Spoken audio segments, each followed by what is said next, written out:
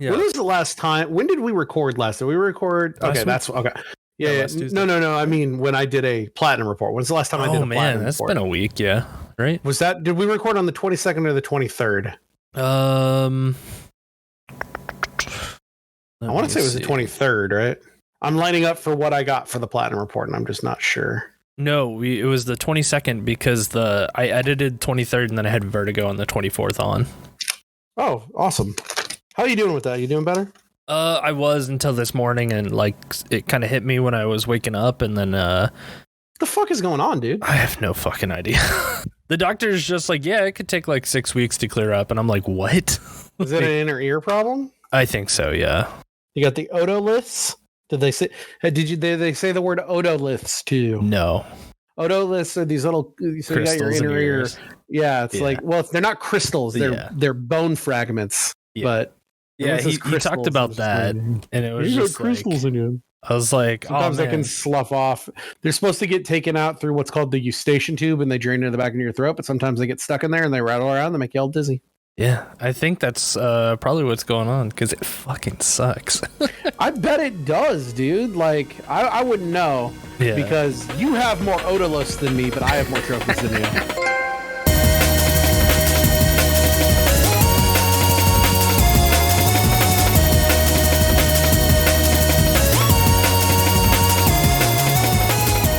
Welcome, friends, to I Have More Trophies Than You. This is a video game podcast about video games. Ooh. I am your host, Dr. Ryan, who was the 86th best gamer in America until this morning. I got downgraded to the 87th. This son of a bitch. It's always that like 87, 88 area. Like that. ST Germain. They've only got like 120 more points. That's like only like 5 more trophies and I could overtake them, but we got to record this fucking podcast. So for your love of entertainment. My level, I gave up level 86 for you, the listeners at home, our trusted friends. Holy shit. Anyway. Hey, I'm your other host. I'm Chris. Oh yeah. You're on the show too. I'm slightly dizzy. Always. I feel is that cool? No, it feels like the best thing I could describe it as is if you're like standing in the ocean, right? And all of a sudden you get hit by a wave out of nowhere, it knocks you under, and then like you're trying to swim back to the surface, but you can't tell which direction is up and down. Oh, that happened to me once. For a sec when I was 14, I momentarily drowned in a beach in Los Angeles. Was it LA or San Diego? No, it was on it was in LA. And because I got in some of the water, I got out and I coughed it all up. I was fine, but that water was so disgusting in Los Angeles because Los Angeles is a shithole compared to lovely San Diego that I got a infection and had to go I had like bronchitis because of it. Oh my God. Had to go on antibiotics. So one of only 2 times I've ever had to go on antibiotics. The other one was one of my patients in med school. We had the open clinic, and one of the patients in the open clinic when I was training decided to come in sick and gave me pneumonia. Oh my God. That's intense. So that was shit. But there you go. Anyway, damn. Sorry, not to make it about me. We're talking about your dizziness. Go ahead. Yeah, it's an ongoing battle. I hope it clears up because I'm so tired of it. I just feel like I can't do much. Although, like in the way of gaming, I've finally been able to play some games. I don't know if you listened to our last episode. I was pretty much like, yeah, I haven't played a single video game in a week, but I'm slowly getting back into it. So I'm feeling good, feeling better. I did. Let's you know what. We should really quick, because you say last episode, we should, for the maybe people who don't know, we did do an extra episode. If you want to go back and listen to it, we did a little April Foolsy. We did an episode between the episodes because this is a bi-weekly podcast. But we did one, this third episode in is 3 weeks. That's how much we love you guys. But we did go back and do a little April Fool's episode called I Have More Achievements Than You, where we found my old profile that got stolen almost 11 years ago. Almost 12. It was about a decade plus. Yeah, almost. It was a decade plus. And so we went through that and saw what I had done. So yeah, give that one a look. Stop right now. We'll wait. Go listen to that and come back. So surprisingly, you still had more gamer score than me. What the hell? Because I'm the best. Because I'm a better gamer than you. That may be I'm true. built to be a better gamer. What were you going to say before I cut you off? What was I going to say? I have no fucking idea. No. I watched Moon Knight. Oh, did you? Oh, yeah. Dude, Marvel Minute. Let's go. How'd you like it? It was okay. Yeah, it's the slowest that one of these shows has ever opened. Yeah. Like that's the kind of episode where it's like that would have been nice if they had released the entire season at once. To have that is like, here's your cliffhanger. It's like, you haven't made me invested enough to care yet. So yeah, I thought it was kind of weird that they I don't know if I'm gonna watch Moon Knight weekly or if this just made me want to wait until it's all out at once and then watch it all together. Yeah. I think it's only a 6-parter. And it was also like when we got done with the first episode, I did think it was kind of weird that there wasn't a second one to go with it because and even so, like they've kind of just been doing that as is. Like they usually release the first 2 and then go weekly. Well, they only did that once with WandaVision. Everything else has only been once a week. I think they did it with Hawkeye as well. No. Really? No. Man, I feel like that's how it was. And then didn't Boba Fett release that way? No. Really? I really feel like they've done a couple more of these where they've done maybe What episodes. If was done that way. I don't remember, but like they haven't really done that since WandaVision came out, the 2 at 1. But yeah, I'll watch it. I'm just not like, oh fuck, I gotta see this. It's more just like, oh, okay, I'll wait. I liked it as it really felt like I was watching the first 40 minutes of the Moon Knight movie. Like this is like how a movie would have started if it were an origin movie. It would have given you that 40 minutes and then that was far too long on the origin. It was too much time spent on him being a nerdy loser. And then it's been a couple days, I can't remember. Too much time establishing that it's been too much time. Yeah. I don't know. I'm ambivalent on Moon Knight so far. I did not like it, right? But I wasn't like, and it was fine. It was just there was a little bit too much filler, and I want more. So I will hold off judgment till it's all out. That's fair. I'm looking forward to it. I really like. I like the idea of Moon Knight. I wouldn't say that I'm like a huge fan because it's like I've read a little bit, but I've got friends that are huge fans of it. So I like really Moon Knight when he's like fucking like calling Dracula a big fucking nerd and asking for money. Like that's a good Moon Knight. Or on the flip side, you need to have the very, very like deadly serious Punisher type Moon. Yeah, where it's like hyper violent. So, yeah, anything in the middle, it's just like I don't know about this. That's the interesting part is how are they going to balance that? Because I feel like we didn't get a lot of that. It was a lot of like the aftershot of it throughout that first episode where it's like, oh yeah, this looks very grotesque in the sense of like what he had just done. Wish we could have seen that. But yeah, exactly. Spoilers. Here's my prediction. The end of Moon Knight. He pulls off his mask. What? It's Morbius. Morbius 2, baby. Oh my god. I've been everyone's highly involved in the Morbius Discord. I have no interest in seeing Morbius. You couldn't. Yeah, me neither. I would see that movie for free, maybe in a couple months when it's on something. That movie looks stupid. The fact that there's an official Discord that Sony made and then it's been taken over by people who are just fucking dunking on it. But not like saying Morbius sucks, just being like Morbius is going to suck. The Morbius Discord. Here's your Morbius Discord minute. Here's the newest what's going on in the Morbius Discord. Morbius Discord has been taken over by shots of Ned from Spider-Man Homecoming. It's all about Ned now. I have decided, I put on there that spoiler for Morbius 2, Ned becomes a vampire also, and his name is Norbius. So look out for Morbius 2 Norbius coming soon. It's just an excuse to be 12 on the internet again. Yeah, it's just a place to shit post. Yeah, that's about it. We started a Morbius union. So what does that entail? Are you trying to secede from the no, Discord? The Morbius union was just trying to get it. They put like a 5-minute timer between messages because everyone was spamming it, and it was like, this sucks. So then we started the Morbius union, and our list of demands were to bring down the timer, invited voice channel.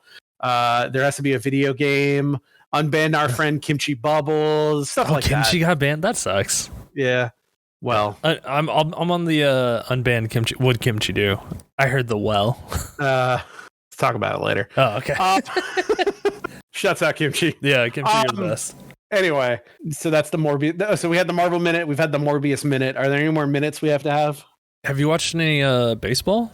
Because I went on a baseball rant last time. The Bay Stars have lost like all their games in a row. They have. But I picked wrong. But you know who's got a perfect record right now? The South Bank Hawks. Yeah, the only 8-0 team.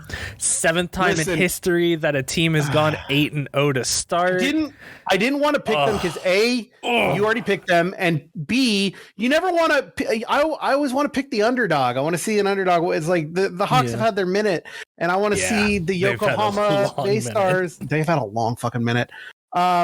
Honestly, I think the underdogs right now are Hiroshima. I think Hiroshima is the biggest underdog. Speaking of baseball, before we get into it really quick, I wanted to ask you, you've been playing MLB The Show. I have been, yeah. How is it? I really like it. I'm not one for sports games because usually their platinums are really fucking intensive and not like good. Yeah.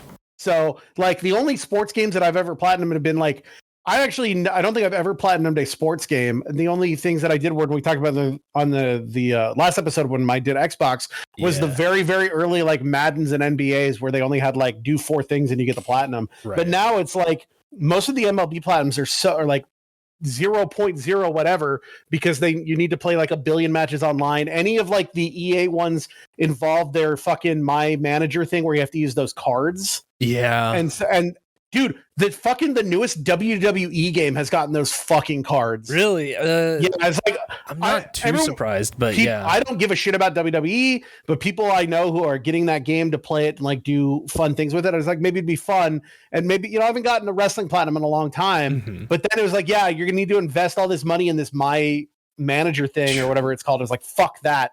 So I know you like cards.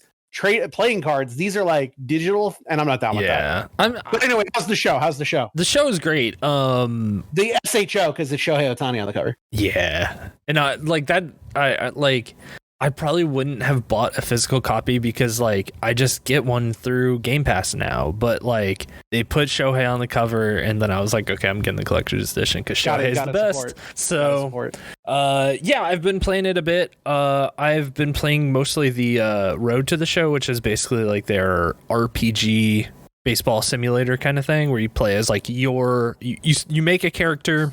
Yeah. Create a baseballer. Yeah, and then you get sent to the minor leagues, and you've got to make your way to the major leagues, and it's been fun. It's my biggest hurdle to cross right now is just like I'm having a hard time with like plate visualization. So like when the pitcher actually throws the ball at you, it's just like it's so different as somebody who like played baseball throughout their life growing up. It's like it just doesn't click as well to me for some reason. I don't know if it's like the depth or whatever. It just like I feel like I'll see a ball coming and I'm like, damn, that is so far outside. Hey, and then it's just like, oh no, it was in. It's like, Chris, what the hell? Can I maybe give you an alternate reason why you're having this problem? May I suggest that your inner ear troubles are maybe throwing off your sense of perception, depth perception? I haven't thought about that, but you might be right. Might I suggest putting these thoughts of the game aside and wait until maybe you're feeling better? Yeah, I don't know. Like I've felt like pretty good the last few days, and but yeah, I feel like it might be. I just if you're saying everything, just like that sounds like somebody's having an inner ear problem. Yeah, it's weird because like. Outside of that, it's just timing, like on the ball, because they throw the ball very fast. That's the game. That's everything. So I feel like it's more of a just getting over the game. They do throw the ball very. I feel like part of baseball is throwing the ball very fast, though. Yeah, like you should know that from baseball. It's almost like the pitch. You're gonna get me on this baseball rant again. What? last night? Okay, so everyone who's outside the baseball sphere, everyone, like the whole talk in the baseball community right now is just, can Shohei Ohtani be the MVP at the end of this season? And the answer is yeah. He's the greatest player to play in the last 100 years. Hold on. Hold on. Yeah, that's true. It's fair. I like Shohei Ohtani. There's this guy named Nolan Ryan. No. Throws a ball real fast. He's good, but is he hitting 35 home runs a year? No, but he's making sure other people don't. But that's the thing. That's the thing is a lot of the talk is like he can't be the MVP because he's a pitcher. And it's like, well, why? Because the pitcher is the most important player in baseball. Because everything comes down to the thing. The pitcher has their own award. That's fair, but like he's a two-way. So give him MVP. Give him both. Yeah. That is he the best pitcher in the league? He's not even the best pitcher in the league. That's the thing. He could be, because I've watched him pitch full seasons in Japan, and the thing is, it's like, he is that good. He could definitely be the best pitcher in the US. It's just the fact that he's on an AL team. I'm gonna keep saying Nolan Ryan rules, because number one, my name's Ryan, his last name's Ryan. But you know a little cool fact about Nolan Ryan that's always made me like Nolan Ryan? You know what his son's name is? What? Reed Ryan. I guess that's spelled really? R-E-I-D. He's Reed Ryan, I'm Ryan Reed. It's like I don't even know this guy, but we're like we're opposites. Yeah, so he's the Bizarro version of you. Yeah, there's a Reed Ryan out there. He's got negative platinums, and I've got all his other ones. So. Every time you get a platinum, it takes one away from him. I don't know why. Just for some reason, the fact that his kid's name is the opposite of mine always made me like, I like Nolan Ryan. I mean, he's a great player. Like, don't get me wrong, but Shohei Ohtani is the greatest player to play since Babe Also, Ruth. his son Reed Ryan, president of the Houston Astros. Oh, you mean that team that likes to cheat? And yeah, I love cheating. Oh man, yeah. I think I don't know. I mean, it's tough. It's tough that he's on the Angels, because it's just like that team sucks outside of him and Mike Trout. No, the Angels are cool. They got their listen. All of my taste in baseball was made when I was like 8, and I grew up in San Diego, so I love the Padres. Mm-hmm. And Angels in the Outfield had Christopher Lloyd in it. It was great, and Joseph Gordon-Levitt. It's a great movie, so I love the Angels. So those are my 2 favorite teams, and will continue to be my 2 favorite teams no matter what. I will be a fan of any team that Shohei is on, except for when he goes back to Japan. Put him on. Why? Because he'll play for the Fighters, and fuck the Fighters. Especially fuck the Fighters since they changed their logo. Like, ugh, the new logo is so ugly. I'm over fucking baseball, man. I gave you your time. We're done with this. Let's go. All right. What else have you been playing? Oh my god. That isn't the game we're going to be talking about today. The GTA bug is biting me again. Like the GTA RP bug. Are you going to pay for GTA Plus? Yeah. What is it? No, like just... not that. I'm going to play for the no pixel and play on their server. Didn't they do a thing called GTA Plus? Isn't it? Yeah, they're doing like a new. Is it a battle pass just like the Red Dead one, or is it something else? It's more of like, it's more akin to Fortnite's like the Fortnite crew system, which is basically like pay a monthly fee just like you would for an MMORPG, and we'll give you like a cool item, and then we'll give you like in-game currency every month for like sounds like hell part of it. So sounds like a dystopian hell nightmare that I will not be a part of. It's weird. Like the fact that they're doing it 13 years after they launched the game is kind of like, why are we doing this now? Like idiots like you still play it, give them money. Yeah, but I'm not giving Rockstar money. I'm giving. That's true. You're giving random other people that are running a server. Do you know how much it costs to run the server they run online a month? How much? $10,000. Don't. You could spend insane. Spend it on Morbius tickets. Morbius tickets. What first movie to sell $1 trillion tickets? Anything else? No, not really. What have you been playing? Cue up the music. It's time for the Platinum Report. Oh shit. My friends, we have 18 new platinums to talk about today. No, 19. 18. Because I have a platinum to add into it. That's your You should have done that when we were talking about video games. Well, yeah, I platinumed the game we're going to talk about. Yeah, today, but yes, of course. I platinumed it twice, so I'm better than you. Yeah. Is there a PS4 version of this? Yeah. I never knew that. And it's one of the few games where I played it on PS5, but it's one of the few games where most games you have to play on PS4 and it transfers to PS5 only. Mm-hmm. This is one of the few games that transfers both ways. Oh, interesting. So I played it on PS5 and then transferred my save and got the PS4 platinum in as an auto pop. Right on. Yeah, free plat, dude. All right, so first game, Richie's Nightmare, which is a budget bullshit limbo, but it's got a cheat code, so you can skip a lot of the bullshit. Got that platinum in 1 minute and 25 seconds. Perfect. Next one, on the PS4 and the PS5, it's a new visual novel, but it's not made by the company that makes all the visual novels where it's underage girls kissing each other.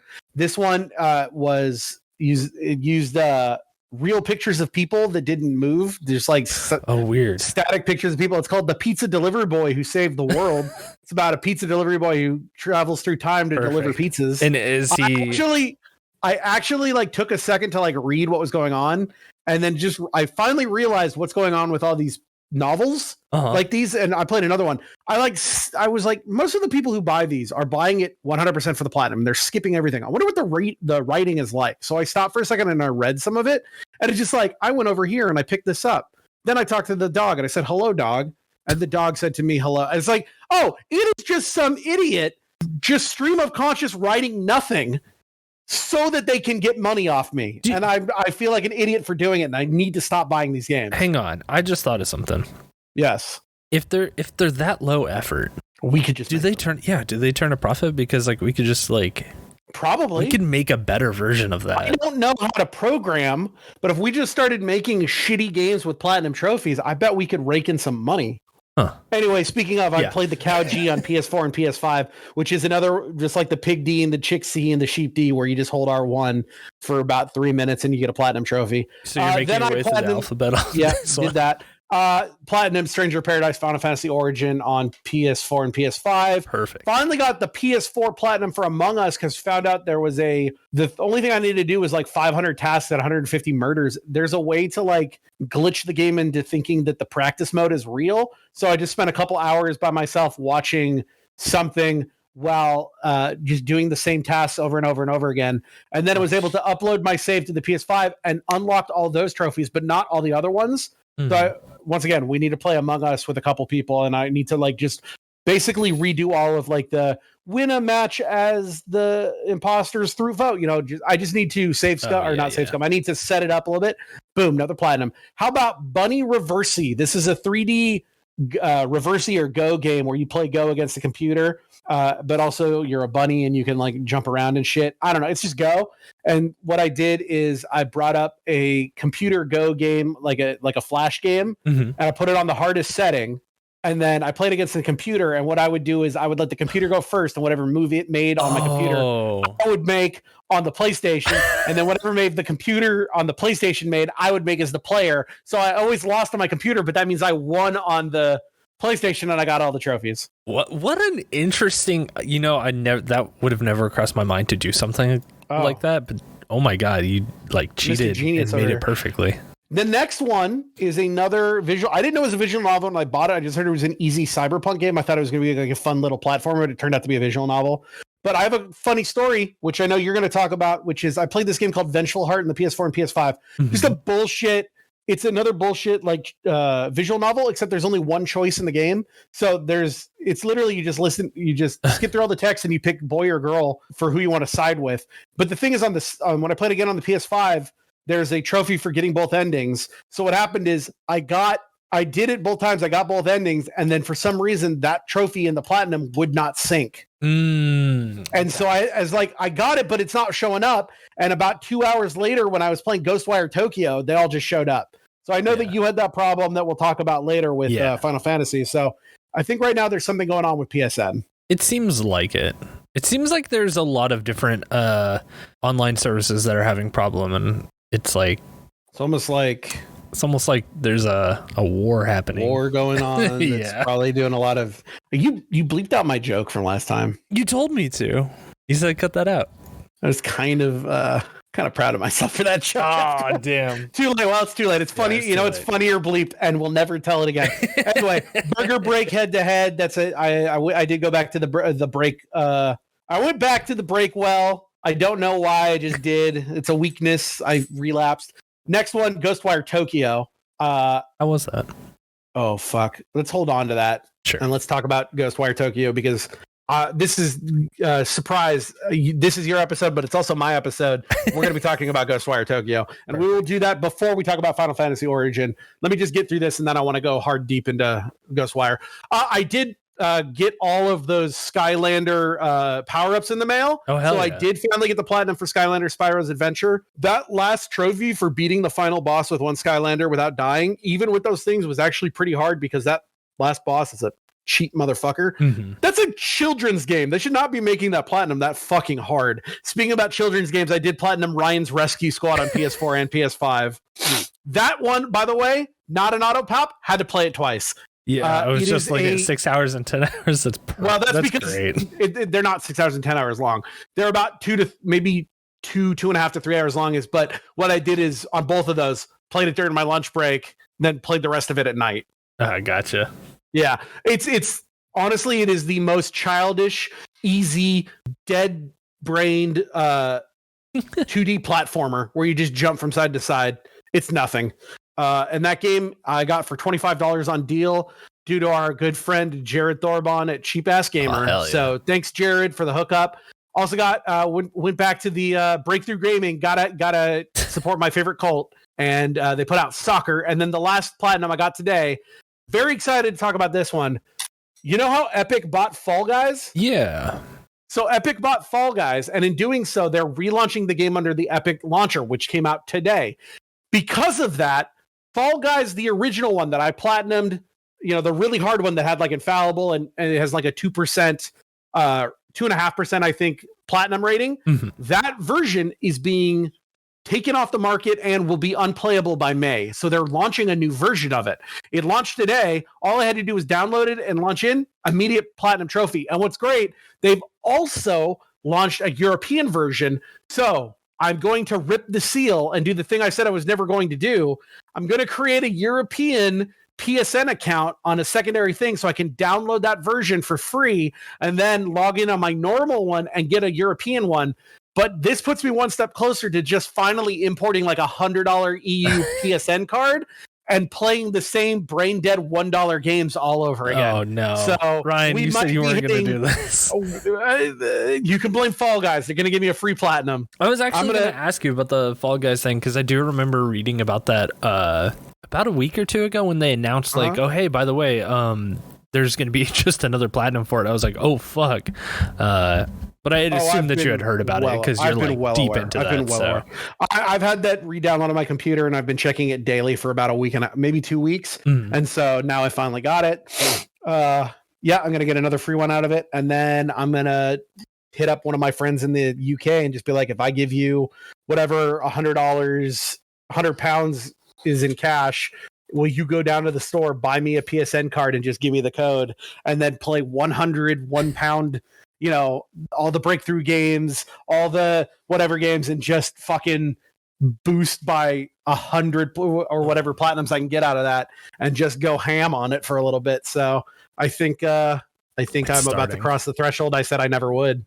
Well, hey, at least you'll have a bigger gamer or the part of me is also like, it's not an issue of money, it's an issue of time. What if I just didn't do that and played good games? There's that option too. Yeah, that is the I would say probably better option. That's the whole point of this year. I still like my idea. You made it to April. I own what? You made it to April. You're like, this is gonna be a year where I didn't even make it a weekend and I was already playing shitty games.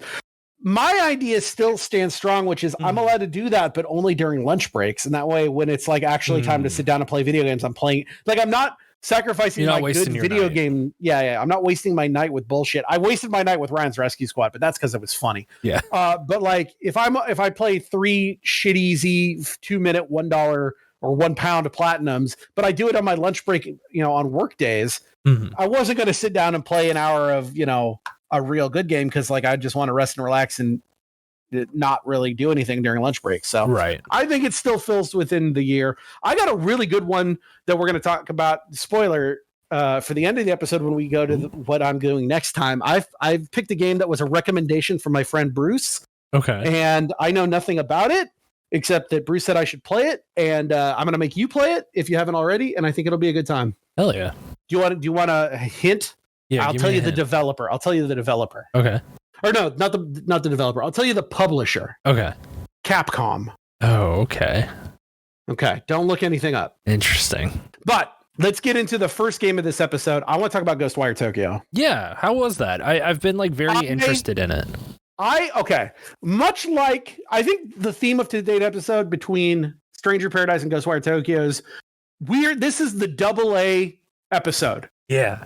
These are not AAA games. These are weird games that are made by, I wouldn't call Tango really a side developer, but you know what I mean when I say that. Yeah. And definitely Stranger Paradise was made by a side team at Koei Tecmo. At Team Ninja, wasn't it? Aren't they owned by Koei? Am I dumb? I don't know. This is published by Square Enix. Yeah. So I feel like Koei Tecmo wouldn't publish. They would publish their own fucking game. Yeah, I thought Square Enix bought Team Ninja. I don't. Did they? They bought Hold Crystal on. Dynamics. Who owns Team Ninja? Team Ninja. Who owns Team Ninja?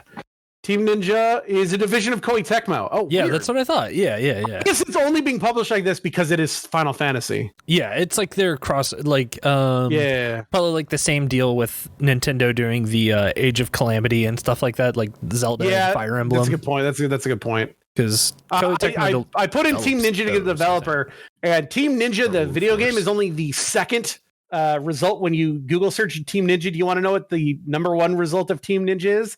Team Ninja, the video game developer, doesn't even own TeamNinja.com. You know who does? Is it like some cyber security thing? No, it's fucking Tyler Blevins. Buy his Team Ninja hoodie. Oh no way! How did they let that? Google Team Ninja right now. Fucking how did they let that go for so long for that fucker to get it? Oh my god. TeamNinja.com. Shop Team Ninja by Tyler Blevins for exclusive access to Team Ninja merchandise. You can get a Team Ninja hoodie for $50 and a Team Ninja sweatpants for $50. Oh, what's their like actual? How much would it cost for you to wear an entire Tyler Ninja Blevins Team Ninja sweatpants hoodie get up at Gen Con this year or whatever? Am I paying for the outfit or is somebody else paying for the outfit? Someone is going to pay you for the outfit. Okay, you have to they're going to pay me for the outfit, and you have to wear it the entire time you're at Gen Con. And if anyone asks you or says, nice, you like Ninja, you have to be like, yes. You're not allowed to tell them it's a bet. Okay. Since for that reason, I would say like I'd do it for like $300. That's it? Yeah. I'm cheap. Like I need very little in this life. Chris, I have $300. We can make this work. I don't want to give you $300. All right. Anyway, Ghostwire Tokyo. Developed by Tango Gameworks, which are the people that made Evil Within 2. And this game, Team Ninja merchandise for Tyler Blevins. And what? No, that's Stranger of Paradise. You wear a lot of cool ninja gear in this, though. So this game is the best way I can put it is that it's a first-person like hand sign. It's a shooter. It really is, but you don't have a gun. You have like Naruto hand signs that you're doing like you're just doing like weird ninjutsu. Yeah, but not really, because it is just a shooter. Like, you can charge shots, but it's just a shooter. So the story of this game is that you're some guy that got hit by a car at the same time that some weirdo in how to pronounce that? Hanya? Hannya?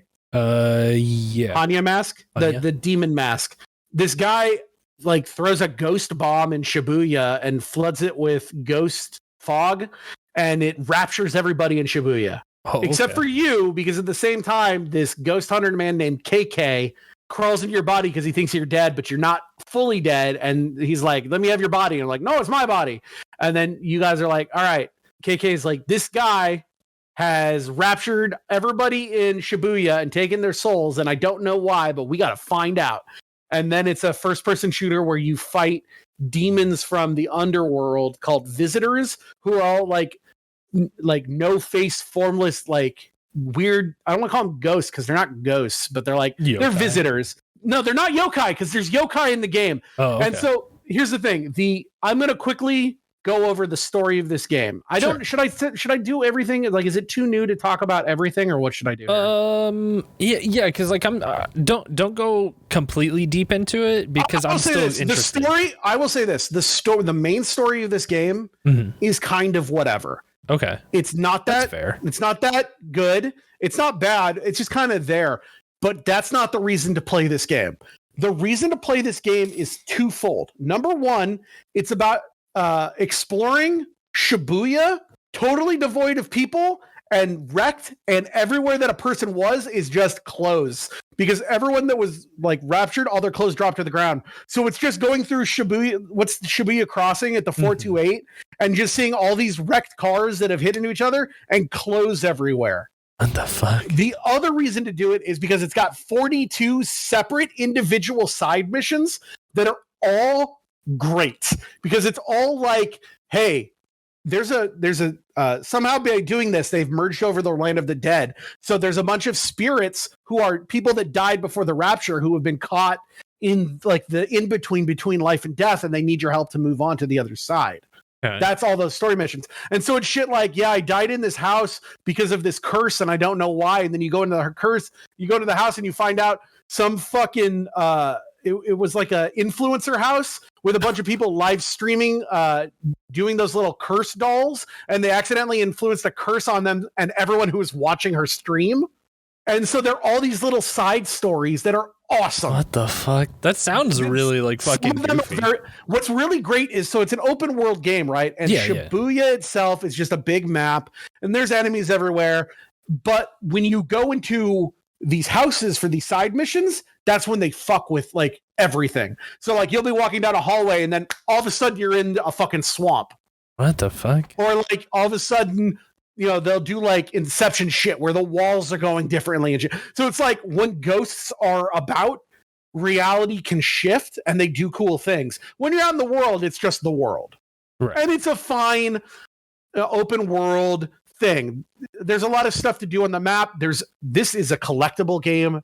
Like there are 240,300 spirits you have to find. What the fuck? Like, when do you find like 10 at a time or something like that? You find like 100 at a time. Oh, okay. So like, and they're also the rewards for side missions or some of those spirits. And there's random things that are like, you'll find them trying to harvest these soul cubes. And if you can stop them, you get all the, so it's like, you're not actually finding 240,000 separate things, but it reminds me a lot of, remember last time I told you we're going to talk about a game that reminds me of Crackdown? Yeah. It's the open world is just a shitload of these soul, like it's really weird because it looks like a bunch of people mashed into like a ball. So like you'll see arms sticking out and you realize, those are souls. So it's just like thousands of orbs around the map that you go up and you suck up and you collect. Cool. So what's nice though, unlike Crackdown, is Crackdown had those 800 orbs and they were all hidden. This has all these spirits in very specific places, but they give you, this game's like trinkets are called spirit beads. They're like those little beads you can wear in your arm. Yeah. And one of them will give you basically, you've got a detective mode. When you press square, you'll do like spirit mode and you'll do a scan and you'll see all the collectibles that you know, like you'll see all the ammo and the money and whatever you can pick up. And it'll also hit these souls. But there's one that you can put on that'll just send a little blue like spirit out to whatever the closest one to you is. So you never have, it's like, I don't know where, it's like, I found a bunch for this. Every area in the map has like it's got this many souls. It's got a percentage of how many you find. So it's like, I'm missing, you know, however many souls. I'll just hit square and I'll follow the little blue thing and it'll tell me exactly where it is. So it's like, you're never searching aimlessly for the last one. Right. It's not like in other open world games like GTA or something where if there's a package, it's like you've got to fucking just wander around the world and try to find it, or like a bird or something like that. It's like it's on the map, but it's 3D, so it's like, where the fuck is it? It's like no. It's just use your spirit beads, and it's like it's this way. It's up, and it goes. The little thing goes 3D. So if you're above it and it's below you, the little thing will come out and drop down, and it'll be like, oh, I need to look. I need to go down this building because there's also it's a big open map with a lot of big skyscrapers, and there's abilities to like, you can summon a Tengu on the rooftop to grapple and do like a chain or what's that from Zelda? The chain shot. What's that called? The hook shot? The hook shot. Thank you. You have a hook shot that goes to Tengu. And there's some on the map, and then you can get an upgrade that just summons them wherever you want. So it's easier to go around. That's kind of neat. I like that. That's cute. Like throw the Tengu in, like, Tengu are fun. Like, that reminds me. I've got like a weird. This is kind of what. I mean, I was in the middle. Go ahead. Go ahead. Okay. It's just because you mentioned that and it's like weird, like spirits and stuff. Quick story. Outside of my apartment when we were living in Japan, there was like a little shrine, right? And every once in a while, there would be like one person out there, and there'd be like 500 fucking crows around them. And it's just like something's going on. Like they're on to something. Like that's in this game. Fucking know. Really? Okay. You'll find like places where all of these crows are above, and if you go there, there's like corruption sites where you have to fight a bunch of visitors to like free souls that have been set into a corrupted tree or something. That's cool. See, I like that. Like that's stuff that I can like, I guess relate to. I don't know. It's like stuff I've seen in my life. So that's the thing. So not only are there these 42 side missions, there's also yokai hunts. There's different types of yokai that are on the map that you've got to hunt. Like you can hunt, you can find oni, you can find kodamas. You have to like fight with you have to follow the one that's the little weasel with the arms that are made out of saw blades. There's what are all the different types? Anyway, I'm gonna list. So there's 240,300 souls you got to find. 52 Jizo statues you have to pray at. That's how you up your ammo for your ethereal weaving, which is your hand signs. 20 investigation notes that you have to find. 31 landmarks. 50 different food and drink. 40 magatama, which come from the yokai. 25 hidden tanuki. 31 music tracks. 50 outfits. 33 prayer beads. 123 relics. 29 Torii gates, 23 different type of visitors to fight, and 17 voice logs. This game is collectible. Damn. Yeah, this is like the Banjo-Kazooie of open world games. I was gonna say, is this just like the modern day Banjo-Kazooie? Yeah, it is. It's a first per. You know what? That's the best way to put it. Is a first person horror collectathon. That sounds like way more intriguing than any of the trailers showed. Like, I feel like I didn't understand what this game was for the longest time, and I'm so glad that like it's out, people are playing it, because I feel like every E3 it would show up for the last couple of years, and or like, you know, Summer Game Fest, whatever, and it was just kind of like, I still don't understand what this game is trying to be, or like, is it trying to be like some new like Resident Evil like game? Is it some new like weird narrative thing? Like, and it's like, oh no, it's just this collectathon. It's like, oh cool, great, like I love that. With cool characters, because the characters are cool. I want to talk about this really quick before I get on a side note here. Yeah. So I played the whole game in Japanese, but they also have a voice cast in English, which apparently I looked it up. The lip flaps do match up for whichever one you're playing. Good. But in the English version, your ghost guy KK, which is really cool because it's PS5 only. So when any ghost is talking, when you're talking, your character's named Akito. When you're talking, you just come out of the TV. When ghosts are talking, they come out of the TV and the controller at the same time, so you get that weird ghost-like echo effect. Okay, yeah. Cool. But like in the American version, it's a dude. I thought it was Steve Bloom, the voice of Spike Spiegel, but it's a dude who sounds a lot like him. And I was super pissed I played it in Japanese because like, I could have had fucking Spike Spiegel talking to me this whole time. It's not him, but it's close enough that everyone on the line is like, is this fucking Steve Bloom? And apparently it's like, no, it's some guy that just sounds a lot like him. So I'm a little mad. I was going to say, you know, play it in Japanese for the real feel, but honestly, maybe play it in English if you like Cowboy Bebop. I do like Cowboy Bebop, but I feel like, again, Tsunami. Like, we talked about this, I think, in the last like actual episode. It's like I hear his voice too much, you know. Like, that's fine. I like him a lot because I love Spike Spiegel and I love Toonami Tom. It's not to say that I don't like his voice or anything. It's the just Japanese guy that plays him is apparently a very famous voice actor. Yeah. Do you know? Let me look up his name. Okay. Does this name sound familiar to you? I'm gonna butcher it. Kazuhiko Inoue. Ooh. Oh my god. Wait. Hang on. It really does. Let's see, what has he done that you might he's been in a bunch of movies and he's been in a bunch of anime. Let's see. Oh my god. Yeah, he's got a very detailed it's gotta sound familiar. Apparently he was the voiceover for John Travolta, and he's the voiceover of John Travolta whenever a John Travolta movie goes to Japan. he's John Travolta. He's been Aaron Eckhart a bunch too. And Mads Mikkelsen, and Matthew Fox, and Tom Hanks, and Russell Crowe. What the fuck? And Judge Reinhold in Beverly Hills Cop 3. But he's the dubbing director for Kick Hider. That's cool. Yeah, he's just been in a whole bunch of shit. Yeah, he's very famous guy. Very detailed. Holy shit. He sounds very cool in the game. One other thing about this game I'd like to bring up that makes no sense. I beat the game. Really good cutscene at the end. First thing that comes up before the credits. In memory of Robert Altman. Robert, who's that? The director? Oh, okay. Robert Altman, who died. He's like, he made MASH. Oh. But here's the thing. Robert Altman died in 2006. That's... What? Oh, wait a second. Hold on.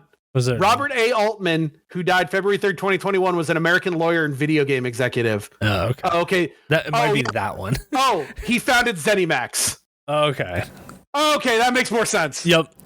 No, they're just huge MASH fans over there in Japan. It's like, what the fuck? Why is Robert Altman being thanked at the end of this?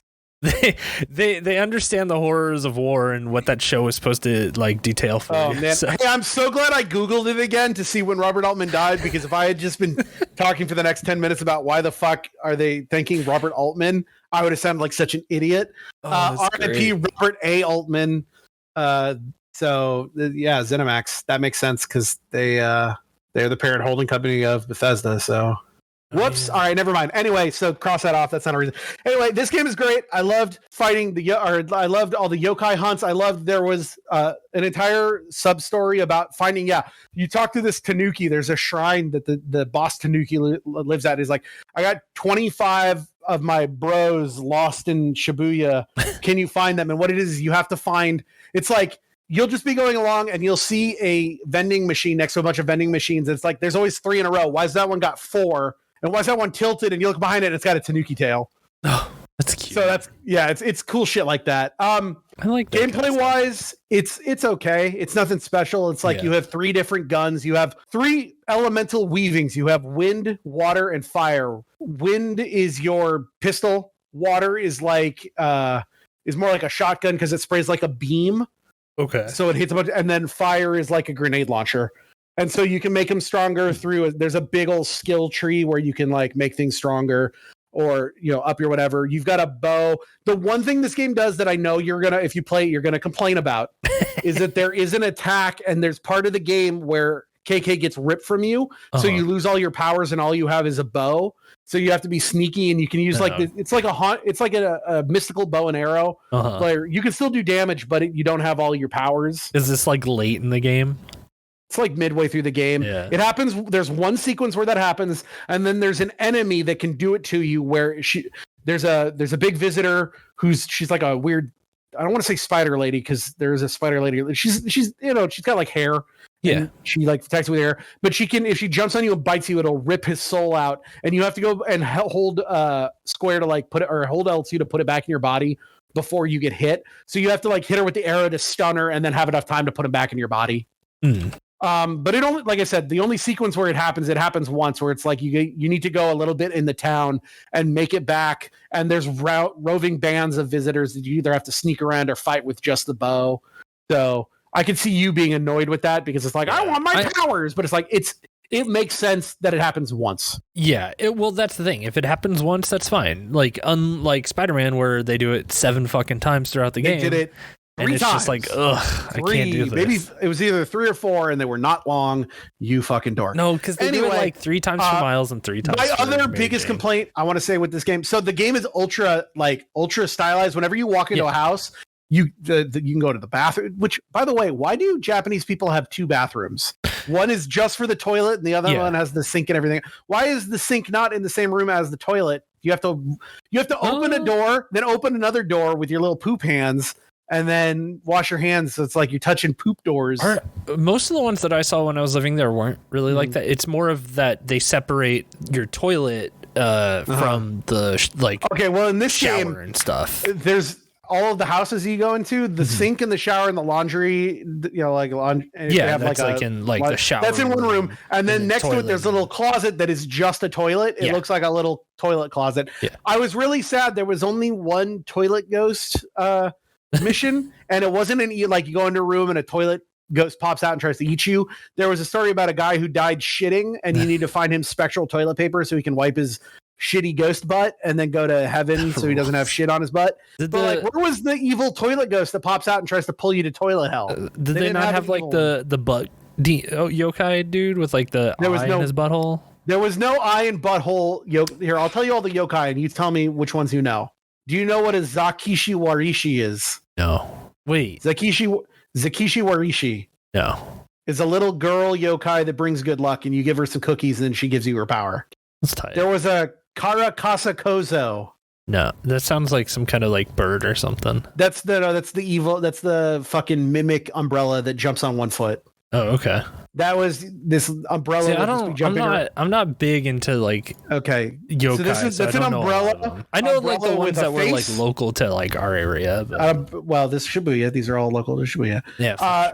Umbrella with a face that jumps around. You got to get behind it and press L2 before it notices you. There were Kappa. You got to put out a cucumber on a special platform, and then it swims around, and you got to do like a little stealth mission to get to it before you get to it. There's a thing called an Itan Moman, which looked like a haunted paper kite, and you just got to follow it as it flies really fast, and then it'll hit its head on something and you pick it up. There were Oni, but you never fight the Oni. The Onis are all nice. You have to they're dogs and cats, and you can spectrally talk to them, and all the cats are like snarky and won't they'll all be kind of mean to you, but they'll give you clues. Also, all the shopkeepers are Nekomata. Okay. So they're all cool shopkeeper cats that buy shit. Like all the relics you find, there are different cats that are like, I need that for my collection. I'll give you ghost money for it. There's no real money. There's only ghost money. I love putting ghost before things when I'm talking about this game. So I picked up like a statue and I gave it to the spirit cat who gave me the ghost money. And I used the ghost dollars to buy these little pieces of paper that you put the souls in. And then you have to bring those souls to a highly sophisticated technological payphone, and then you have to wire the souls out of Shibuya, because, little spoiler, this game is like, there's spirits and ghosts, but it's also highly technologically based. So it's like Japanese Ghostbusters. Interesting. Yeah. What else? Like there is a Rokuro Kubi. Do you know what a Rokuro Kubi is? No. Oh yeah, the Oni. You never fought the Oni. You gave a dog a Kibidango. You know what Kibidango is? Like a dongo, like a little the little snacks. Yeah, like on a stick. So there's when you all the ways you get health back are by eating food and drinks, and anytime you eat a food or drink, it also gives you a permanent maximum health. So every time you eat a food, it gives you point. So it's percentage based. So it's like you're at 100% health. You're whatever percent health. Every time you eat food, it gives you 0.4% max health. So the more you eat, the stronger you will get. But you can only eat when you're hurt, of course.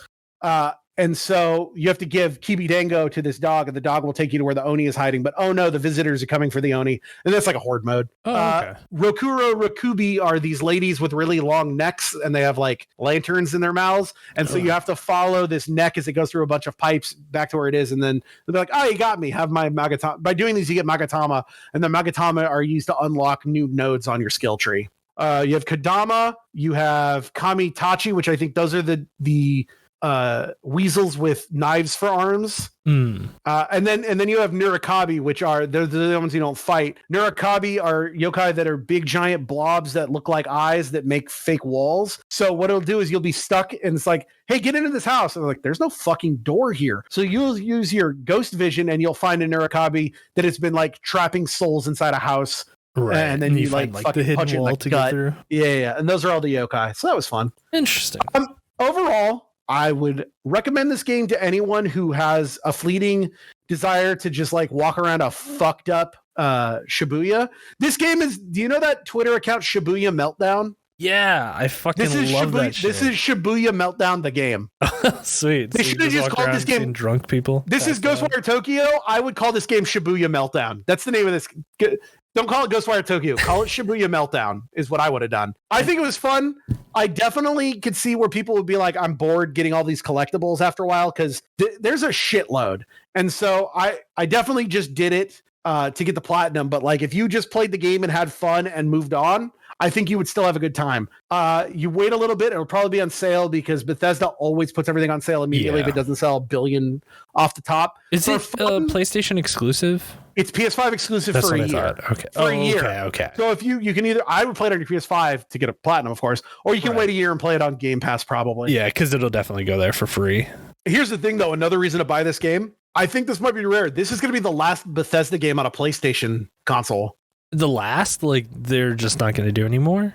Because like Bethesda was bought by yeah, but I thought they were like, because that's the thing is all their big games are coming to Game Pass exclusively, is what they like. That Starfield game is Game Pass exclusive. Oh, really? Fallout will probably be Game Pass exclusive until like they realize that it's probably not. They're gonna lose money on that. I would love for them to realize they're wrong and start making games for PlayStation. But until that happens.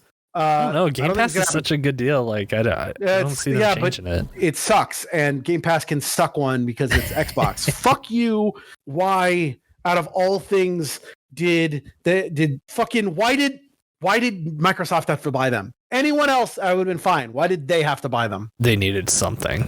They just needed anything. That's the thing. I wish you wouldn't have been the one developer that's like, I like what you make. I love Arcane. I love, a lot of Bethesda. I love Tokyo. Like, there's that fucking Redfall game that Arcane is making with the weird vampires. It's like, I would love to play that. I'm not going to play it now. Yeah. Because everyone's like, why don't you just play it on computer? You won't get trophies. And it's like, here's the thing. There are 100 games coming out every day that I could spend my time on. And so I'm going to prioritize the game that has platinum trophies. That's fair. This is how I am. Anyway, for fun, I give this game a gold. I think that it's got some parts that I could definitely see some negative parts about this. The gameplay does get a little repetitive in the fighting. After you've already beaten the game and you're just kind of trying to get all the collectibles, then it's like, I'm already at max level, so fighting ghosts doesn't get me anything, but they're all over the place. It's like, I gotta fight these fucking ghosts. Once I got into the mode of I'm just here to collect and get done. For platinums, I would say the only reason I would give this a silver is because of the sheer amount of collectibles. Also, it's got a couple missable parts to it. So I'd say silver for the platinum. It's still a good platinum to get, but you definitely have to be invested, but gold for fun. I recommend this game if you have a PS5. This has been the episode. There's nothing else we're talking about. Right? We're done, right? No, we got to talk about the best game to come out so far this year. Oh, we're talking about Elden Ring? We already talked about that game. Talked about that 2 weeks ago, right? Well, we already talked about the best game. Oh, you want to talk about the middling game that's got a weird story, but isn't that fun to play? No, it's fucking great to play. It's such a fun game. That's the thing. Yeah, we got to talk Stranger of Paradise because this game is not that. This game is I don't trust you. You should play. I want you to play Neo and then come back and tell me that this game's actually as good as you say. I probably will because, like I said a few weeks ago, that I downloaded Neo. It was just like, and I had meant to play it in the time that this game had come out, but like I just got too busy with stuff and never got around to it. But it's on my list. Like, it's downloaded already. I'm ready to play it. And especially since this game came out, I was like, no, I want to finish this and then I'll go back and check out all I'm excited to talk to you about the story of this game, but when it comes to gameplay, I'm going to fight you on the word fun. Before we get into this really quickly, I remembered one other thing I wanted to say about Ghostwire, which is why it's getting only a silver for platinums, which is there are a couple trophies that are entirely luck based. And I do hate that. There's one for when you're at a major shrine, you can pay to like get, what's that thing, you know this, where you pay to like pull a little stick out and it's got a fortune on it. Oh yeah, they have those at like shrines. Omakumemuji. I can't say it. I'm not going to try. But there's a trophy for getting the worst one, and it's a 1 in 100 chance. I just sit there and like reload a save for like an hour or two. It sucks. And then the one for finding all the food and drink, they're randomly little, like all of the food that you eat, you can either go to a store and buy some, but a bunch of the other ones that you need, they're just randomly like food bags of like people who are going shopping and then got raptured away. And so a lot of the food is just, you have to randomly find. And like, I eventually found it all, but it just took a while of picking up these bags, which you're supposed to do anyway, because you want to be replenishing your stocks of food so you can regain health in battle. Mm-hmm. So I'm not the biggest fan of luck based. The food one wasn't too bad, but that fortune one did suck a little bit. Yeah. Hey, I mean, that's how it could be whenever you like go to the shrine at New Year's. Yeah, I mean, to get your it was like they got them on like the second one, where it's like I got the best one 6 times before I got the worst one. So yeah, it's just luck based. Yeah. So that's why it's still a good game. Gold for fun, but yeah, silver for platinum, just because it's definitely something you would only platinum if you're looking specifically to platinum it. All right, let's talk about the game that's getting a platinum for fun and a platinum for platinum. You're fucking stupid. No, hell no. No, yeah, I don't think no. This is the worst platinum I've gotten all year. No, I thought this was easier than Spider-Man. You're a fucking freak. No cap. You're a fucking freak. No, fuck this. All right, I'll talk about the story, and then I'm not gonna sit here and just listen to you. The story is just Final Fantasy 1, except for no, it's not Final Fantasy 1. It's the prequel to Final Fantasy 1. This game opens up with this fucker standing in a field like the end of Gladiator while My Way by Frank Sinatra plays. Yeah, it's fucking great. The story of this game makes no fucking sense when you actually think about it. No, it makes perfect sense. No, I'm going to poke holes in it, and I'm going to ask you questions, and you're not going to be able to answer them. Wait, hang on. Have you ever played Final Fantasy 1? Yes, I played it with my grandfather in 1990 whatever. So I played it before you were fucking born. Do you remember the story of that game? Yeah, absolutely. Well, then this is that game. No, it's not, because it's also the story of every Final Fantasy game ever. No, not really. Okay, hold on. Remember when you said, no, this game explains every Final Fantasy.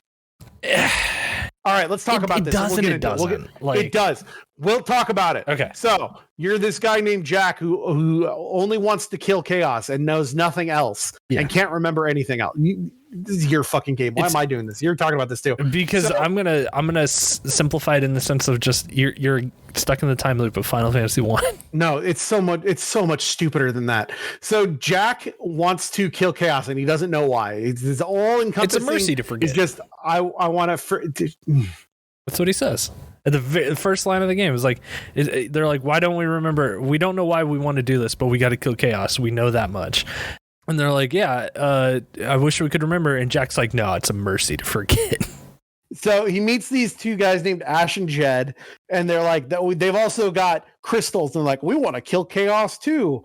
And that's it. And then it's just fucking Jack is all encompassing. He has no thought in his head. He's like a dumb little bird that's just like, gotta kill chaos.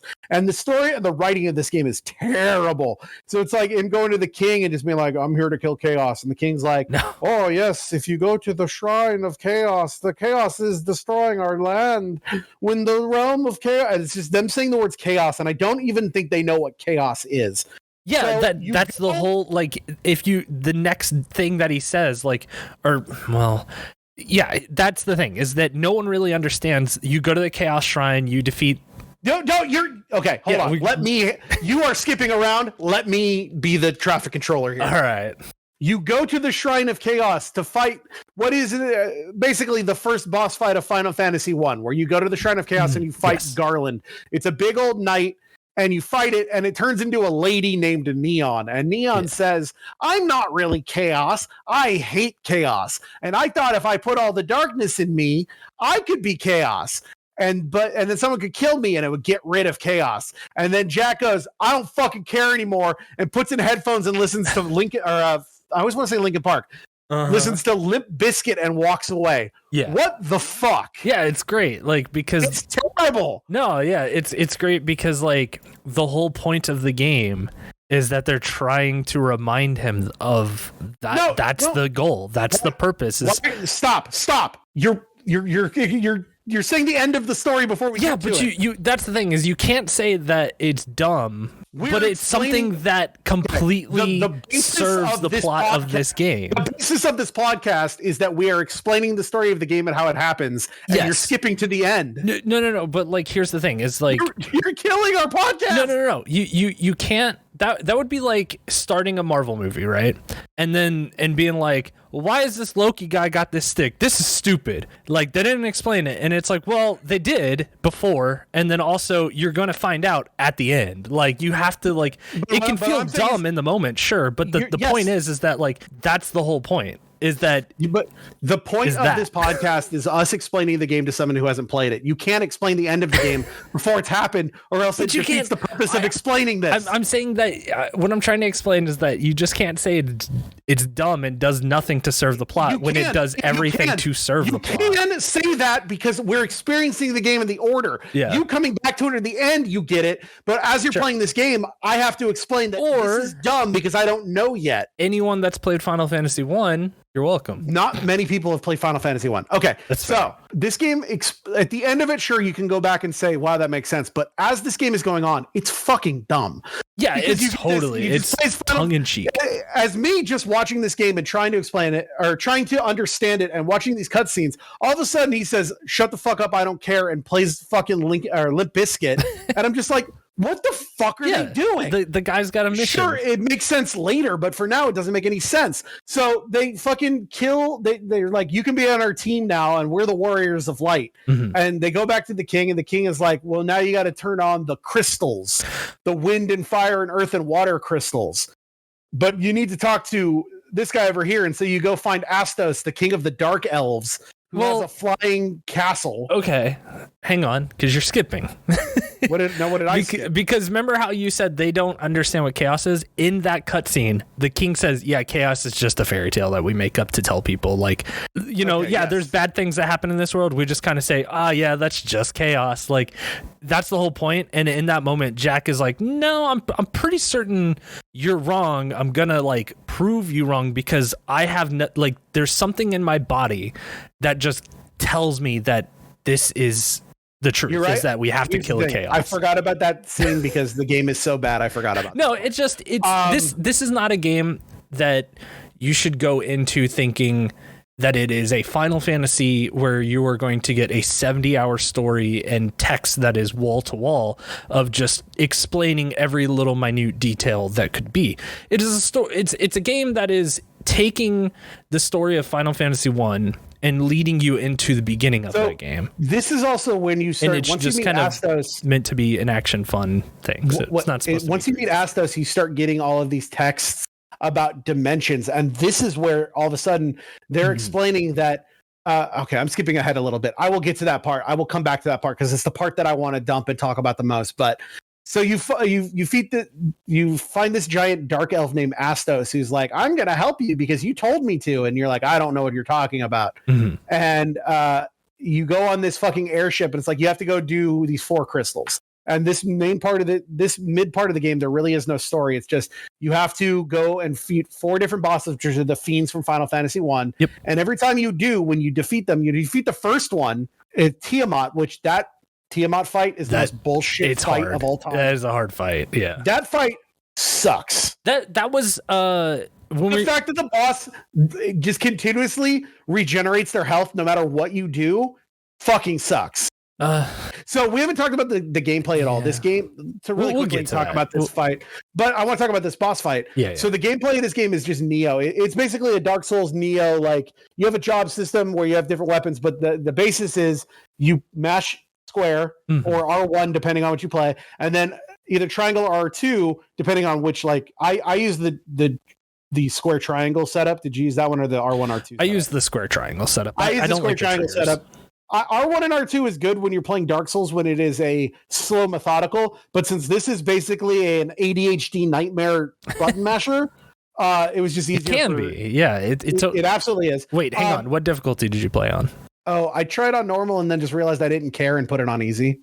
Okay. See, I played the whole game through action, which is like the normal mode, I guess. I played that for a little bit, and when I realized I did not give a shit about this game and I just wanted to see the story and didn't care about playing it, I just put it on easy just to get through it. Because that's the difference. I played the whole thing through on action, and I felt like I felt that Neo Dark Souls kind of like I actually have to consider how I attack something versus just like like Tiamat. Because the first time I had to kill it was I just threw it down to normal just to. Or easy or whatever it is. Tiamat is what made me realize, fuck this game, I'm just playing it on normal. Yeah, because I just wanted to get through that phase so that I could see the whole fight and then go back into it. It's very much like how if I'm going into an extreme or savage fight in Final Fantasy 14, I will watch the fight first and then go into the fight so that I actually have at least some knowledge of the fight. Like prior to it. And that fight really did give me a lot of trouble though. But going back on like the second fight, the reason why it's bullshit, let me explain, because we skipped over that, is that when you're fighting an enemy, they have 2 things, sort of like a Sekiro thing, or where they have a health bar and they have a stamina bar. And if you can stamina break them, you can do what's called a soul break, where you press circle and you like make blood crystals appear and it's an insta kill. This boss, every time it's like a Hydra dragon, so you attack it, but every time it gets low on health, it just regenerates back to full health. So you have to break you have to stamina break it. Yeah. The thing is, it's constantly throwing out attacks that are 360 attacks, in melee range. And I was playing melee only because I don't think the playing as the mage wasn't that fun. So I just felt it was a little too cheesy at times. Like I always felt like extra overpowered as like a mage class. Yeah, it wasn't even that. It was just kind of boring. But so you're fighting this thing where you can't get near it, but you have to get near it and you have to keep up, because if you don't keep fighting it, it regains fucking stamina. Yeah, it's making you be like super aggressive in that fight. And then you have to do it again later on. there's a side mission because there's a trophy for doing all side missions, of course. We have to do a harder version of it. Yeah, I found that one way easier. Like I had no trouble. Like once I think it I went through that, it was super easy. easy. I knew what its trick was already, but it was still like just annoying to have to do it again. Yeah. Okay. Anyway, so when you fight Tiamat turns into another person named Sophia, and Sophia's like, I don't know where I am, but I guess we're friends now. It's like fucking whatever. So you do that. You then you have to do the Earth Crystal, which has the best part of this game, where you go through this big giant crypt and you find the Lich, and the Lich goes, "As the world will turn to ash, so will they cry for me and my name, for I am." And then Jack just goes, "I don't give a fuck who you are," and jumps up and tries to punch him in the face. Yeah, that's when the game kind of won me over a little bit story wise. It's because again, like the whole story of this game, it really doesn't matter. Like it's just meant to be like kind of this tongue-in-cheek, like very self-aware, like I call it the room of video games, because it's like, this is a bad story, but it's so bad it's fun. Like the thing is that get to the end. Okay. So we'll get to the twist here in a second. Yeah. So they do the Earth Crystal, then the thing is, when the Earth Crystal dies, he turns into half a person, and it looks very familiar, and it looks like someone you know, but you're not sure. Then you kill the fire one, and same thing. The fire one looks a little bit also like somebody you know. Yeah. And then on the way to the water one, Neon goes, "Wait, I'm from Cornelia, and I remember that I got my crystal from the dark elf Astos," because everyone else is like, "We're not from Cornelia. We don't know where we're from." And so then they kill the Kraken, and once again, the Kraken turns into a person, and it looks a lot like somebody you know. Yeah. So when all the 4 crystals are repowered up, and they've killed all the fiends, and they're supposed to bring balance back and defeat the darkness, which is, there's just a thing called darkness, and you're like, what is darkness? And it's like, I don't know, it's darkness. Stupid. Well, that's in traditional fashion. There are 6 elements in Final Fantasy. There's Earth, Wind, Fire, and Water, which are your main 4, and then the 2 that supersede them, which are Dark and Light, which oppose each other. Of course, but here, darkness is a physical concept thing, yes. And we're going to get to darkness has a point, and it's like, what is it? And it's like, I don't know, it just is. You do all this, and by defeating the crystals, everything's supposed to be, or not defeating the crystals, by relighting the crystals, everything's supposed to be fine, except it's not. Relighting the crystals makes everything worse, and there's even more darkness.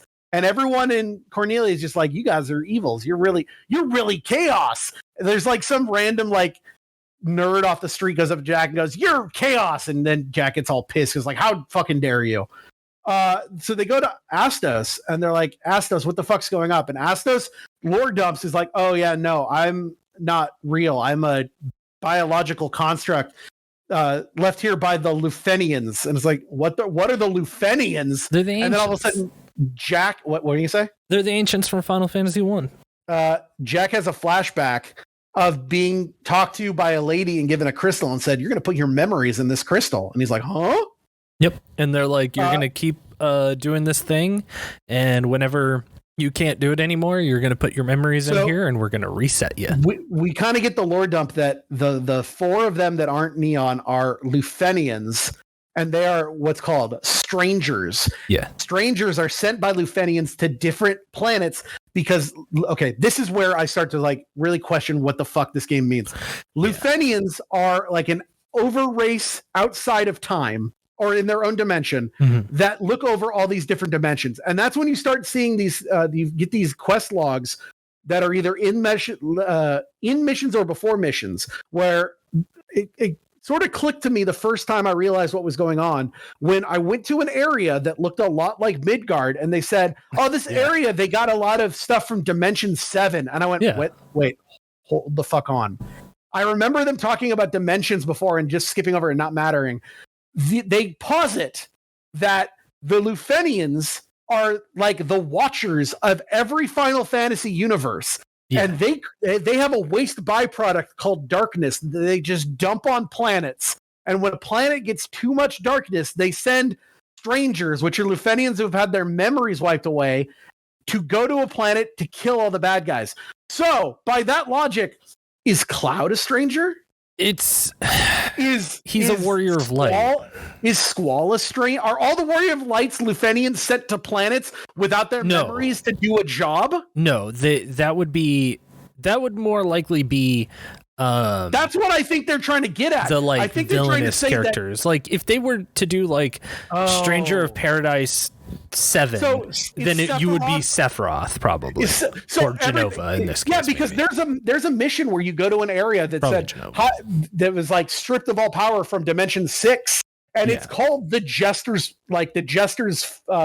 layout, or I don't know what it's called, but it's like they're straight up mentioning Kefka in this game. Totally. Yeah, because like okay, so I didn't. You're right. It's not that Cloud is, but this posits that every single bad guy is not actually from the planet they're from.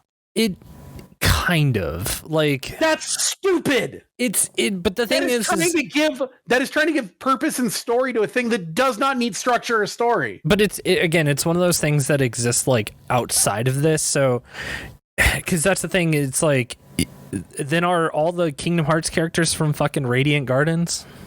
What is the Final Fantasy characters, like so in Kingdom Hearts, all of the Final Fantasy characters, like all the heroes and stuff, they're from this place called Radiant Garden, and that's like where they live, and they just all kind of coexist until the worlds start breaking down and sending them to other places.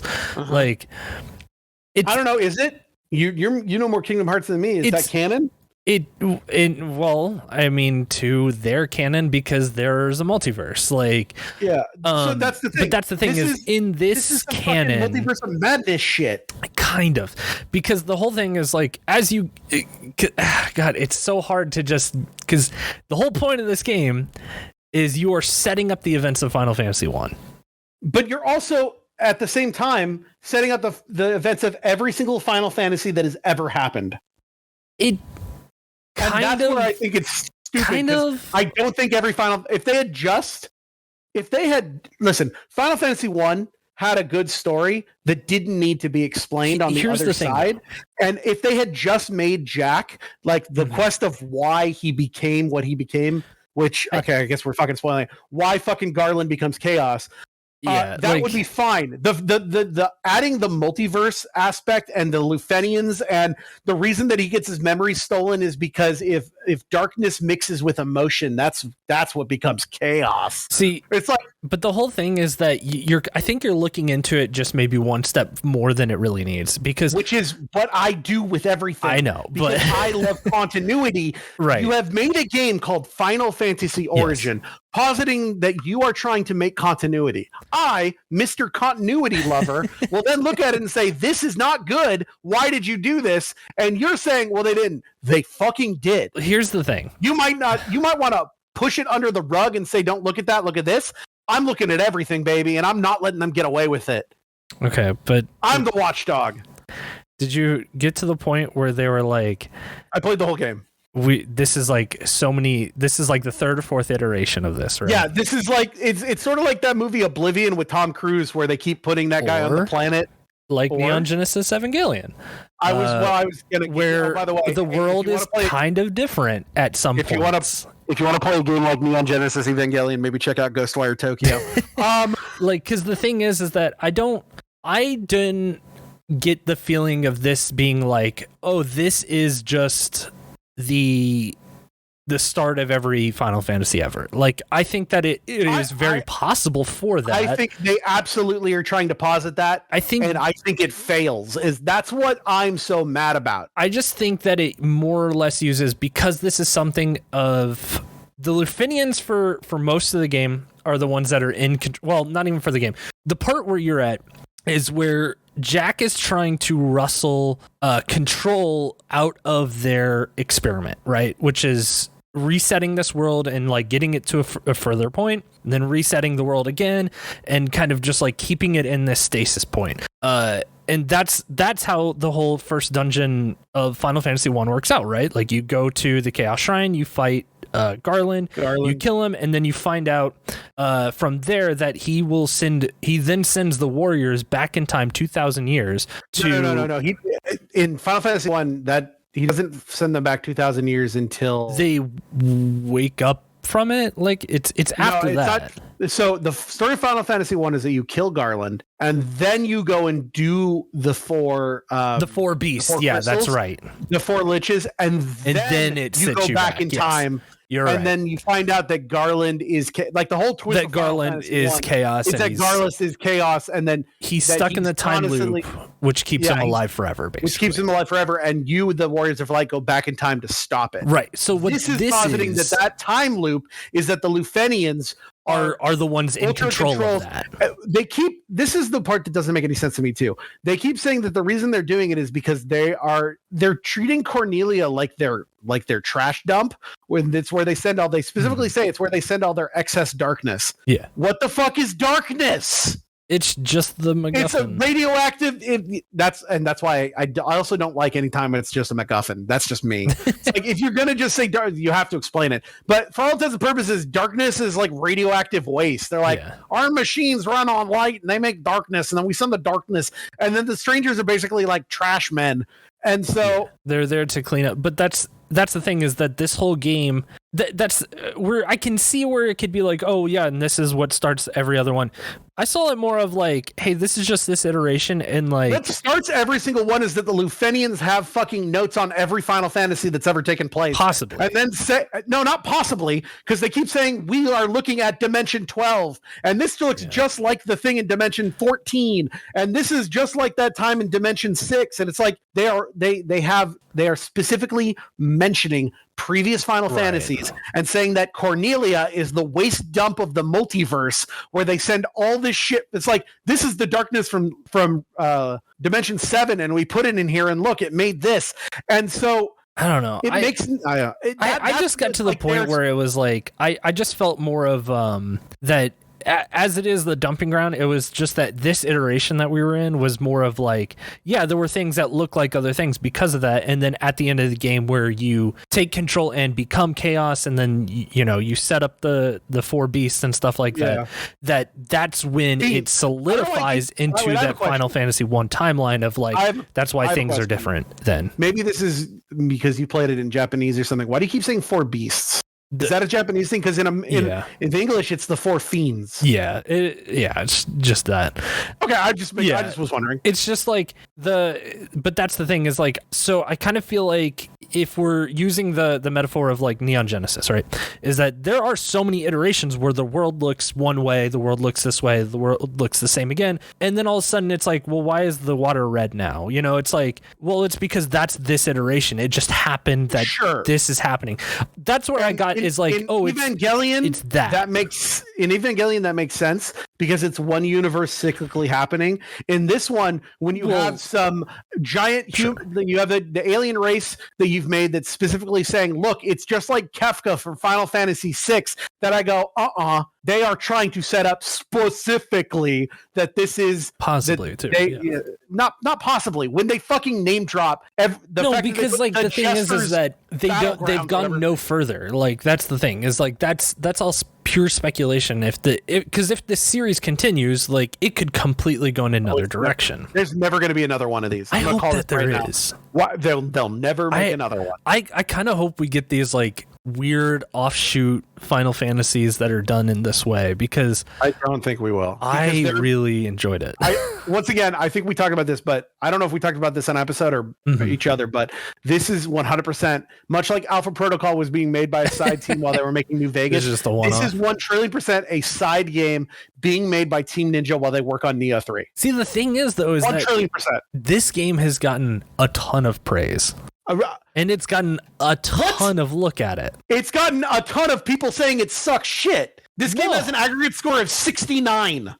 Nice. And 69 on PC, 72 on PS5, and 66 on Xbox. But that doesn't make any sense. How does it have aggregate score on Xbox when it's not on Xbox? Is it not? No, it's a timed. Oh, sorry. Because I'm thinking. I'm thinking of Ghostwire. Oh, I'm still thinking of Ghostwire. Sorry. It's got an aggregate 66 on Xbox, so it's averaging 2.5 stars. A lot of 7s out of 10s. Like, I don't know where you're getting praise from. The Metacritic score is 72. That's solid on PS5. On everything else, it's in the 60s.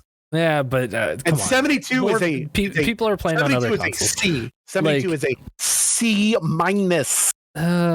It's a fucking yeah. Team Ninja made a weird Final Fantasy isekai is the Destructoid article on this game. It's getting mixed reviews. I don't know where you got praise from, but I don't know. Like everyone that I've seen talking about it is in love with it. It's only sold because you talk to your weird Final Fantasy fans.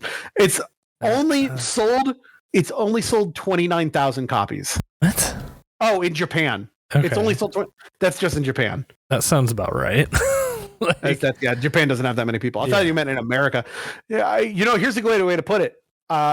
People that have played it on PS4 or PS5 in America that have had their PSN profile updated, only 3,500 people in this game. I would say that there are 38 positive reviews of this game and 37 mixed. There's only one negative review. Man, it's mine. And like the thing is, like I can totally get the mixed review because like it's mixed. The thing is that most of the people that I'd seen complaining about the game are like, yeah, the story is just kind of dumb, and it's like, yeah, that's the point though. It's not like a Final Fantasy where you're supposed to sit there and try to like take in this engrossing story. It's not that game. Like, and the people that are trying to find that in it, it's like, I'm sorry, but you're going to be sorely disappointed if that's the game you're looking for. If that's the game you're looking for, that Final Fantasy came out in December and it was called Final Fantasy 14 Endwalker. Like this is a pure action game. Like this is a game that is meant for those that just want pure gameplay. I am talking shit on this game. I do want to really quickly say I don't think it is a bad game. I do not think it is like I do think people should play this game. I just don't think it's as good as you think it is all I'm trying to get across. I don't know, because like the thing is that I went into this game like fully knowing that is how the game is going to come out. Like it is not going to be a game where like I sit here and I cry over these characters that I've put 20 hours in with, like, and fell in love with. It's not that game. Like the whole game is just it's purely the setup, and like I got so hype at the end of the game where like Jack sits on the throne and then the door opens and there standing is the Warrior of Light, and I was just like, that's so fucking cool. I was like, what a fucking shot. Like that shit sells so well to me because it's like, wow, they took the story of Jack Garland, a character who like you shouldn't really care about too much in Final Fantasy 1, because like when you play Final Fantasy 1, he kind of feels like an afterthought, because like that game, it's kind of messy. It's a game from 40 years ago almost, and it's like, don't listen. Don't say almost 40 years ago, because now you're making fun of me. No, like I'm not. I'm saying that the game, it's from another time where like story was a little bit more dry. It wasn't as written out, and that's the thing, is that they took a very small thing from that game and expounded upon it in this in such a way that was so just like dumb and goofy and over the top, and made something unique to itself. I guess, like 35 years since it came out this December. Yeah. So don't say almost 40, you fucker, because that game is 2 years younger than 35 me. years of Final Fantasy, but still 34 and a half. The point is that is what this game is. It is simply that. Like, it is something to give you a taste. Like, that's one thing I thought this game does very well, is it is giving you a sample platter of almost every other Final Fantasy, because it's like, hey, if you thought like this weird forest with all this mist around it was kind of neat, and like the little blurb we give you about it at the beginning of it, maybe go check out Final Fantasy 9. Hey, if you thought this ancient tower that you're running through and stuff is something interesting, go check out Final Fantasy 11. Like it kind of feels like it's a demo disc almost for just every other Final Fantasy out there. Just like, hey, these are kind of some like ideas of it. Like this is kind of one little section that when you go through that game, you're going to say, oh yeah, I remember that from Final Fantasy Stranger of Paradise. So, like, I think that that. I want to talk shit on the gameplay of this game. The gameplay fucking rules. The gameplay is great. Right. No, the gameplay's not good. We haven't finished the story yet, but I just want to say a lot of what you just said of like, you shouldn't go into this. I didn't go into this. I went in thinking, knew exactly what this game was, and still leaving going like, it wasn't that great. But let's just finish the story really quick. I mean, so Astos goes, you told me to do this last time because we're on a time loop and you keep coming back and your memories and I'm like a rope. Is he a robot? They keep saying he's like a bioorganic. Yeah, he's like a bioweapon. Like he's like created. He's a created elf. Yeah, that's what, you know what? There you go. Yeah. He's Rei Ayanami. So Astos Ayanami goes, you told me to go back and then you got to fight me, and by fighting me you'll get memories back. And then he like gets his memories back of being the Lufenian and drawing in chaos, and then he becomes chaos, and they send him back to Lufenia, who puts him on like timeout and sends him back, and then his friends are send him back 2,000 years in time. Never explains how, and he sit on the throne, and he's just like, well, how did you know that I was really, when did you know that you're going to make me into chaos? And they go, it was your plan all along, and it makes no fucking sense. No, yeah, because that's the point, is that they say it's been your plan all along, and the whole thing is that at the very beginning of the game, there's one really off line where like the one girl is like, oh yeah, there's this knight Garland, like it feels like he left 10 years ago, it feels like yesterday. Neon says the exact same thing to you, and the whole point is because in that moment you're supposed to say, oh, okay, hang on, something's up here, like something, like she feels like she knows something and she's not telling us, and why does she say the same line? And the reason why she became Neon, that I'm talking about now, became the avatar of chaos in the Chaos Shrine is to remind you, hey, we need you to become chaos so that you can break the cycle. Like that's the whole point, is that all of the characters around Jack are doing things to show him, hey, you don't remember, you don't want to remember apparently, but here's the thing. We all need you to kind of see these little things that we're dropping here so that you can do your job that you told us that you wanted to do. That's the other reason I don't. So in the original Final Fantasy 1, yes, Chaos and the Four Fiends create their time loop of the Fiends send Chaos to the future, and then, or no, Chaos sends the Fiends to the future, and the Fiends send Garland back to create the time loop where they'll live forever because they are evil. In this game, your friends, you send them into the future as so it's like when you defeat fucking Kraken and he turns into ash. Yeah, I think he was. Yeah, and it's like, oh look, they're doing it. They posit that actually this whole time Garland and the Fiends are actually good guys because they're bad on purpose to make the Warrior of Light show up so that way Cornelia can be free. And I hate that when the whole idea is the bad guy was actually a good guy all along. And he was. I don't mind it though, because I think it's totally fine. I think it's lousy fucking writing. It's not though, because like not every story is that, and this is like one, albeit small, story that just did that, and I thought it was fine because especially because it takes this story of Final Fantasy 1 that's been around for 35 years now. Thank you. And hey, I turned 32 on Sunday, so like I get 30, you. I turned 37 at the end of the year, and I do not like it. The thing is that it takes, just one little thing, because again, the whole idea of Jack just living forever in Final Fantasy 1 is kind of lazy writing. It's kind of boring. It's kind of dumb. It's totally cliche. So you're telling me Jack, the hero of the story, this game begins and ends also with the same cutscene of this Garland-ass looking motherfucker coming to capture the princess, it's so cool. And just slaughtering 100 people like Darth Vader at the end of Rogue One. Again, and it's great. Again, and I want you to tell me right now that is that are the actions of a good guy. Because he says to Princess Sarah at the very fucking thing, like she's like, oh yeah, like they're talking about, God, I can't remember right now. She's like, oh yeah, wouldn't it be interesting if you like became this great warrior or whatever? And he's like, yeah, but like, what if I just retired to the Chaos Shrine? And she's like, well, that's a problem. Well, hang on. And he's like, because he's basically telling you right now, he's like, well, then what if I came and took you away and captured you and took you to the Chaos Shrine? She's like, well, then the 4 warriors of light are going to come after you. And he's like, great, that's the plan, that's what we're going to do, that's what the opening cutscene was, and that's why we're doing it at the ending cutscene, is because that was the whole point. The whole point of the game, Jack is such a good guy that he inflicts 2,000 years of darkness on Cornelia, millions probably of murders and death to make 4 heroes show up to defeat him. You know what? To break them of their control of the Lufenians who are controlling and destroying their world. It lets them be at peace and have their own place. So at the end of that game, he like melds with darkness manifest and becomes chaos. And the Lufenians go, okay, we gotta leave. Fuck this planet. You know what he could have done then because he was in control? Just been a good guy. Well, that's the thing, is did he need to murder people for 2,000 years? That's the difference. That's the difference, is like, that's where you get into the thing of like, well, why didn't Shinji just like want to have a good world? It's like, well, because Shinji's a piece of shit. Let's get that. Yeah, and it's I think it's I'm saying it's harder to say because it's like I don't know how like the rules of their time stuff works, because the thing is while they had the crystals, those crystals would not react to them. That's why they were always shrouded in darkness. They were never the 4 warriors of light. They were never going to be the warriors of light. So if they were going to break Chaos's hold on this world, they have to kill Chaos. To become Chaos, they have to become it.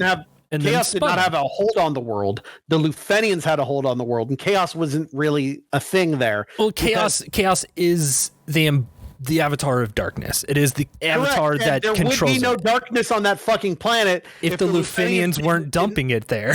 So correct. So the goal is not. I'm saying that it's 2 steps too far to say, well, the best way to get rid of the Lufenians is to become the avatar of darkness, kill people for 2,000 years, and then have someone stop me.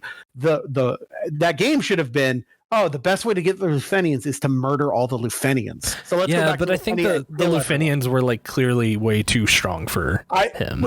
That's not true. He turned into Chaos, and they were so scared of it they fucking they ejected him. Space. Like they are scared of Chaos. But the fact that they had the power to be able to do that and he couldn't just stop that says they were too powerful for him. What I'm trying to say is that the story of Final Fantasy 1 is a cool idea of a time loop, and I like the idea of a villain who has discovered that villain group that can discover they can live forever by constantly sending themselves through time.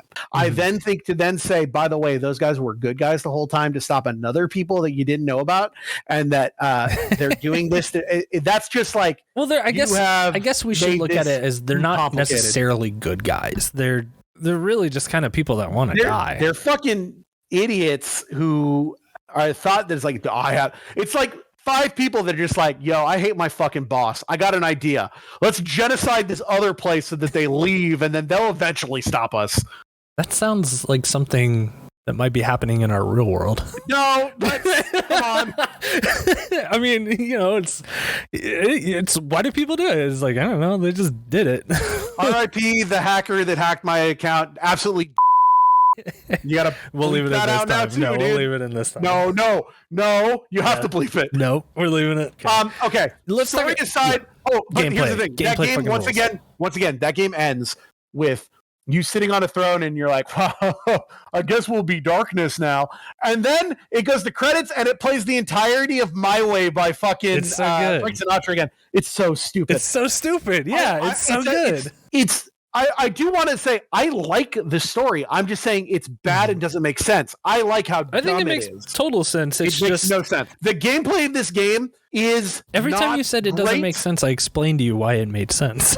It didn't make sense though. Your explanation is missing key components. Doesn't matter. The gameplay of this game is Neo with way too much loot. I love the gameplay of this game. I think it's I'd really welcome them to just make the next like if Final Fantasy 16 plays similar to this, I'm so fucking in. I think my main problem with the gameplay was that they put like eventually when you get into the game, it finally clicks in a while, but at first they start you with it's bombarding. You too much. Yeah, it's bombarding. There's a lot of tutorials at the beginning. Breaks and there's fucking 8 jobs and there's all these things and there's like and like there's combos that you can put in and put out and there is a little too much. If you've made it this far into the episode that like you have that slight interest of checking it out this time, you should play this game. I'm not saying I'm gonna say like do yourself a favor and actually just sit there and anytime they show you a tutorial, actually just sit there, read the whole fucking thing out, watch the little video it plays with it, and kind of like really ingest what it is trying to tell you,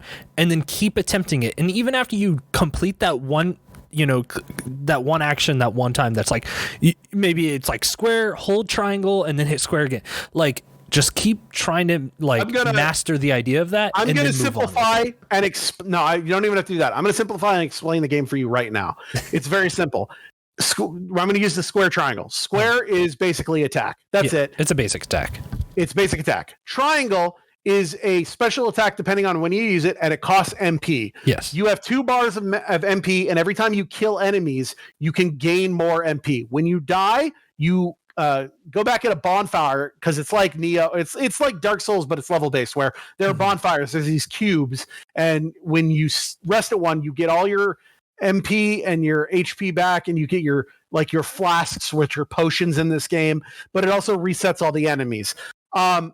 the basic of this game is that you're either every job has a special thing that triangle does when you're just using it normal, and then every different job has a square triangle, square triangle, square triangle, hold square triangle, and you can put in different things. So it's like if you're using a great sword, you can do square and then triangle, and it'll do like an upsurge attack where it throws the guy in the air. But if you do square triangle, it'll do a spinning attack, and you can customize that. Yeah. So really, it's just find the weapon that you like and find the couple attacks you like, and then just know it's like, okay, if I'm fighting a boss, it's always square triangle, and then if there's a bunch of people, I go square triangle to take them out at one time, and then if I want to do a lot of damage because it's the big boss, I do square triangle because it does like a 5-part main attack, and you don't worry about anything else. There's all this other shit about story mode. Yeah, because the thing is like parrying and all this, and it's like, fuck that. Who cares? I really think you should play this game on action, because the game is then harder, and the combat system makes more sense to what they're trying to make you do. And it's, I think, more gratifying to play it that way, because it's like, sure, like when I was doing like the grindy stuff at the end of the game, where it's just you like run past things and you customize a specific way to just do that. It's like, yeah, and that's what it is, and that's just getting through something. That's not playing it. And it's like, when I was playing on action, like, sure, there would be times where like shit got hard. Like, again, the Tiamat fight was really hard. The Merilith fight, which is the avatar of the fire crystal, I had a lot of trouble with that fight, but the only fight that I dropped down a difficulty was the first Tiamat fight, because I literally sat there for like 3 or 4 hours, and I was just like, I really just kind of want to see the next dungeon. Like, plus it lets me see the whole fight so that I can know what to expect from it, and then I'll actually just, once I beat it, go to the next level, play a level or two, and then go back and fight it again, because I want to experience it the way that, you know, action mode was given me. Like, I want that I want to learn the fight and become competent enough to do it. It's the same like kind of thing about like, that's why I like playing the end game of Final Fantasy 14, is because the puzzle of figuring out how to fight a boss is so fun, and it's so satisfying to me to like hit my head against the wall and be like, oh, you know what, if I would have moved just to the right here, I might have been able to dodge this one thing, and then I can maybe hit it with this, etc. It's great. But that's the thing, is action mode is so fun to play, because for me, you get the taste of Dark Souls in the sense of like, it's a hard game. It does the same thing where you go to a bonfire, reset them whenever you die, all the enemies, whatever. But it's not as it's not as like mind-numbingly hard, because you don't really lose anything when you die. You just lose your time. You lose your MP. Yeah, you do. Yeah, you do lose your MP a little bit, right? It goes all the way back down to 2 bars when you die on anything but casual, easy. But the thing is, even when I was playing this game on Chaos, if you just use a class, you're right. If you use a class that, like, my setup for Chaos was, well, for Chaos I had to do that specifically a class to get to 90, but my 2 favorite classes were Breaker and Tyrant, and it was Breaker with a big ass great sword, and it was Tyrant with claws, because if I needed MP, I would just turn on claws, because there's 2 fast moving you can either use claws or daggers, and you just fucking shred. Mm-hmm. You do less damage, but you go fast. But the thing is that the MP buildup is based on hits. Yeah. So I would just go in, build up to the full HP bar or MP bar, and then switch back to Breaker and fucking wreck shit. Even on Chaos mode, that made it kind of easy. Except Chaos mode is complete horse shit. No, Chaos mode was totally fine. Chaos mode. I legitimately I'm excited to go through and play it now. Fuck Chaos mode. It's not that bad. Okay, so there's a thing where the classes all have a level cap of 30. Yeah. When you get on Chaos mode, there's specific things that you can do to unlock limit breakers that let you get up to level 99. You have to do that for a specific trophy. I picked Pugilist just because the class, the levels that gave the Pugilist one I had already unlocked, and it seemed simple. First, what I did is there's a trophy for doing a mission on Chaos mode level 200. How it works is once you unlock Chaos mode, you can unlock harder versions for better item levels by using these called anima crystals, which are basically like rare candies. They give you XP. You need a bunch of them to level up.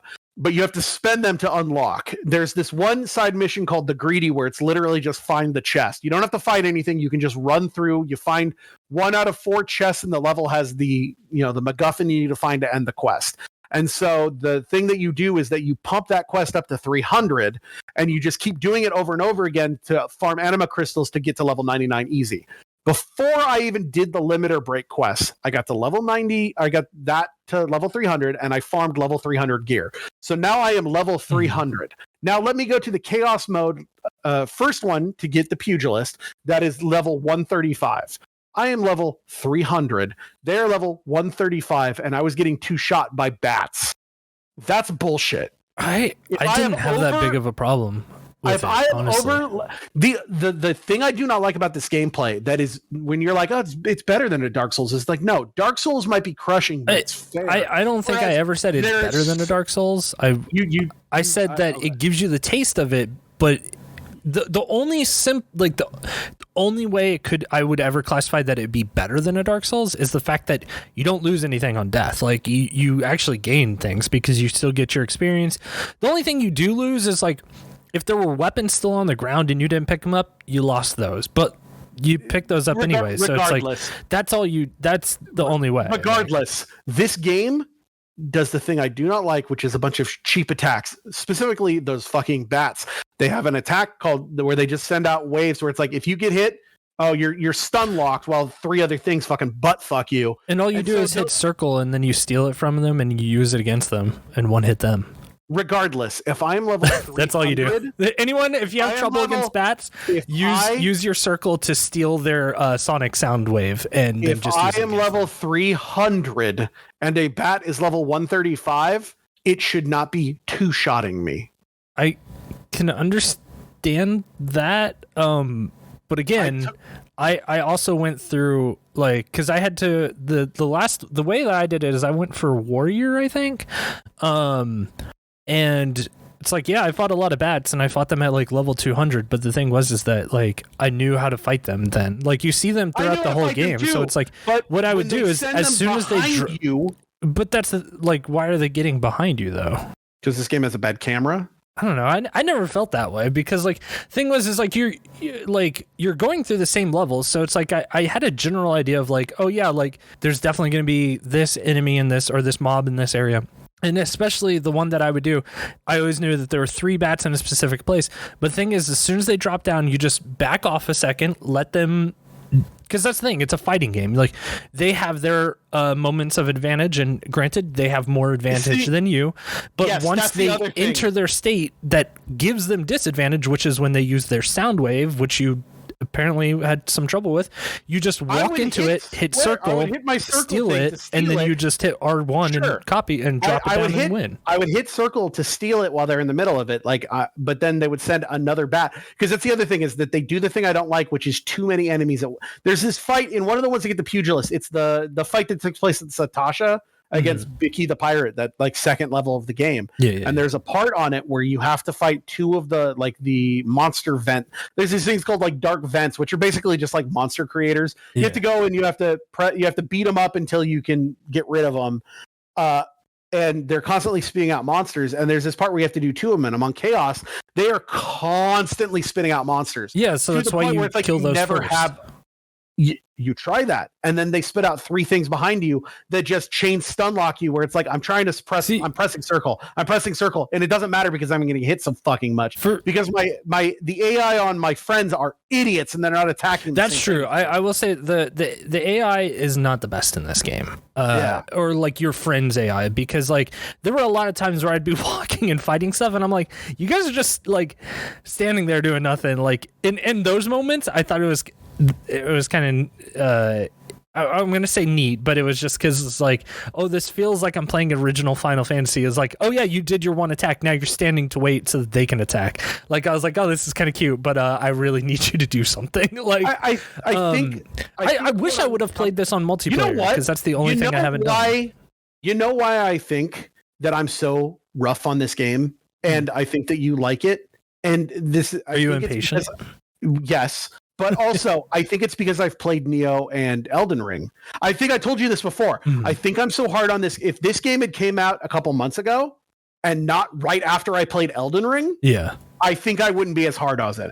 I mean, that's fair, but like, I don't think you can like knock it just because other games happened. Hold on, that's what I'm saying. I think I'm being overly mean to this game because I've played better. Is it the game's fault? Kind of, because these people did make Neo.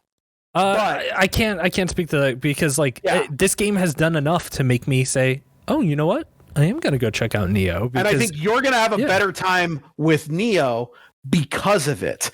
I think I said I fucking loved Neo.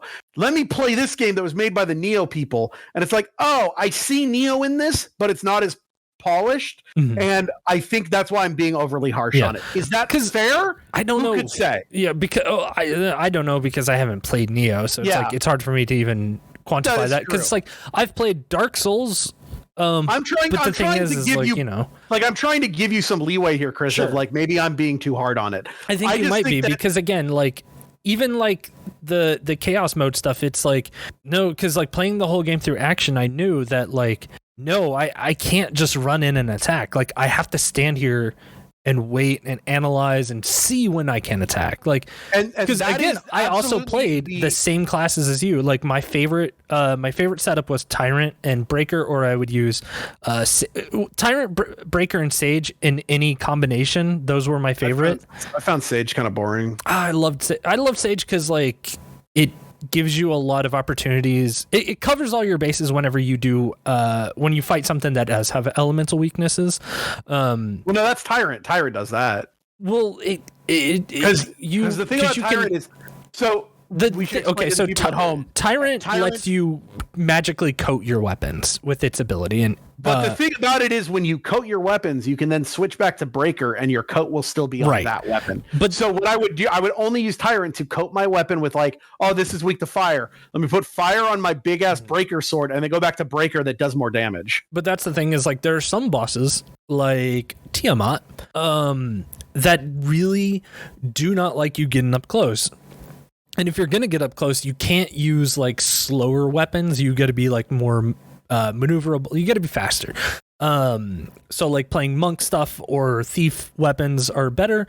But the thing is like I liked Sage because it would give me that like, oh yeah, if I'm going into a fight, I don't want to go into the fight with two knives. I want a knife and a gun because now I've got close range and I've got long range if I need it. So that's why I liked Sage a lot. But yeah, like I didn't. Oh, and when I played as I think Tyrant, I used my fist weapons mostly. If I remember correctly, I used fist. With so Tyrant. Like I had some really good fists for Tyrant. And then like for that had Tyrant affinity. There's a thing in this game we haven't talked about called affinity, where weapons will have an affinity to a specific class, and that will, if you're playing that class, if you're not playing that class and you have affinity, it will give you XP for that class. Yeah. But if you're playing that class and using the affinity, it will give you more XP, but at the same time also give you like, you know, if I have 20 affinity, I'll get like plus 10 HP, all to the point where it's like the best one was if you had full Breaker affinity, you could just whenever you would do the Soul Blast, which is when someone ran out of stamina and you pressed circle, it would do an AoE blast, and if that AoE blast killed anyone, it would AoE blast, and so you'd get AoE blast chains. That was really very helpful on Chaos. Oh yeah, totally. Like,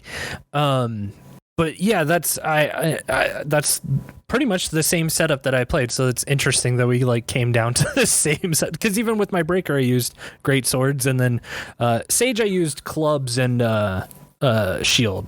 Because having a shield at some points is very nice. It's like helpful. I don't think that I ever like you can parry with L1 or guard, but I'm so used to how I was playing my Elden Ring playthrough, which is I wasn't playing with a shield. I was solely dodging that. I was trying to dodge a lot, and I think also that's what got me is because you can't get through this game on a pure dodge. No, try to dodge, and so that was, I think also looking back to it, that's what pissed me off a lot is like I had just played a game where it's like, yeah, you can never use a shield if you want. You can try to get away just with dodge rolls. That's the thing. Like, great. When you go to this game, it's like you're not allowed to do that. And it's like, fuck. In some of those instances where like I would try to get away with just pure dodging, and it's like it really taught me like, no, I have to guard, because that is where, again, I'm going to repeat myself, it feels like a fighting game. If I'm just going to sit there and dodge and dodge and dodge and dodge, my opponent eventually is going to say, you know what, here comes the fucking overhead, dodge this, and then it's like, well, shit, I can't do that. Like, well, now how do I get through this? It's like, do I get mad, throw my controller and walk away? No, it's like you adapt. So it's like, okay, you know what, saw that one coming, I'm going to throw up my shield. And then it's like, cool, now I've blocked you, now I've got my turn for advantage. So it's like, this isn't a fighting game though. But that's the thing, is like, it is like Dark Souls games, like Bloodborne, all of these games, I hate to break it to you, but they're just fighting games in a 3D space. They're not. That's not. Yeah, they totally, they use all of the same ideas and mechanics. Like you've got again, states of advantage and disadvantage. It's literally just Street Fighter in an open world. Like, that's all it is. Like every pro fighting game player will even say, like, no, yeah, that's exactly what these games are. Like, that's and that's why they're so hard for like some people to wrap their heads around, because a lot of people, when they sit down to play a fighting game, what do? It's like, well, I'm not going to sit here and learn the combos. I'm just going to mash X, and that's what it is. Let me explain to you how I like to play fighting games. Maybe this will make sense. I like to play one style of fighting game and one style only. Rush down.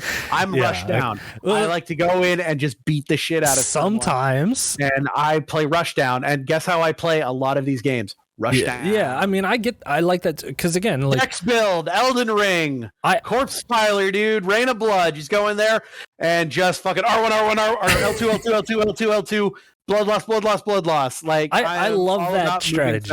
I'm not gonna knock it, because that's my playstyle. Like, even when it comes down to like card games, even I'm a very aggro player. Like, I love playing fast, I love playing quick and easy, but I've learned that sometimes the long game is the way you have to play, and that's how you win more of your fights.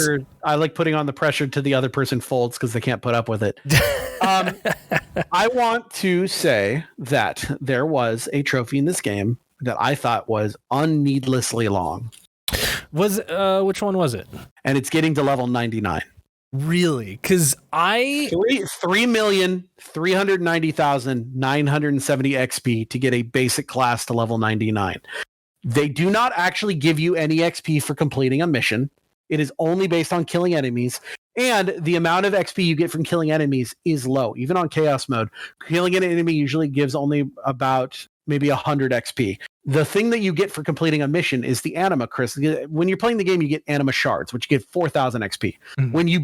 When you're on chaos mode, you will get anima crystals. I had to continuously play that one mission over and over again to get to level 300, which cost anima crystals. So I was spending the ones I was making. So I had to grind just to get to level 300. And then I had to grind that. At level 300, that thing gives you 13 anima crystals, which is 130,000 XP, which means at level 99, let me do some quick math, you have to run the same mission another 26 times. That's just boring. It took me an hour. It took me an hour to grind to the level 300 and then another hour of doing it. I just didn't like it.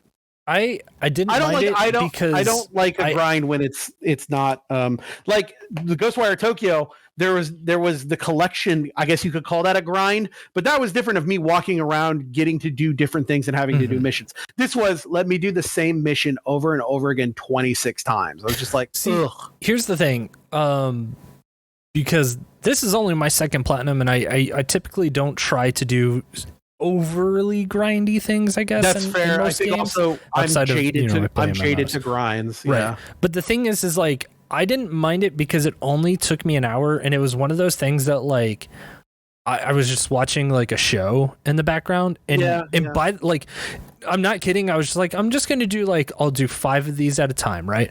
And then after I got done with it, I was like, okay, I'll dump my crystals now and see where I'm at. And it was like, I'm shit you not, I went from 30 to 87, and I was just like, oh well, I'm at the end already, I might as well just finish this out, because like I haven't done much. Like I felt like I didn't really grind, and it's like my path also, like I don't know if it was just me getting extremely lucky, but I would say more often than not the first chest always had the trident in it. So you absolutely got lucky. Yeah, because there's 5 chests in the level. When you get in the level, you hit a crossroads where you can either go left or right. 2 are to the left, 3 are to the right. So I'd always go right first, because there's a better chance. You would go up a ladder, there'd be a bunch of these bombs that you'd have to weave through, and sometimes they'd just be annoying and they would hit you. Well, and even you just hit them with fire twice and they all die.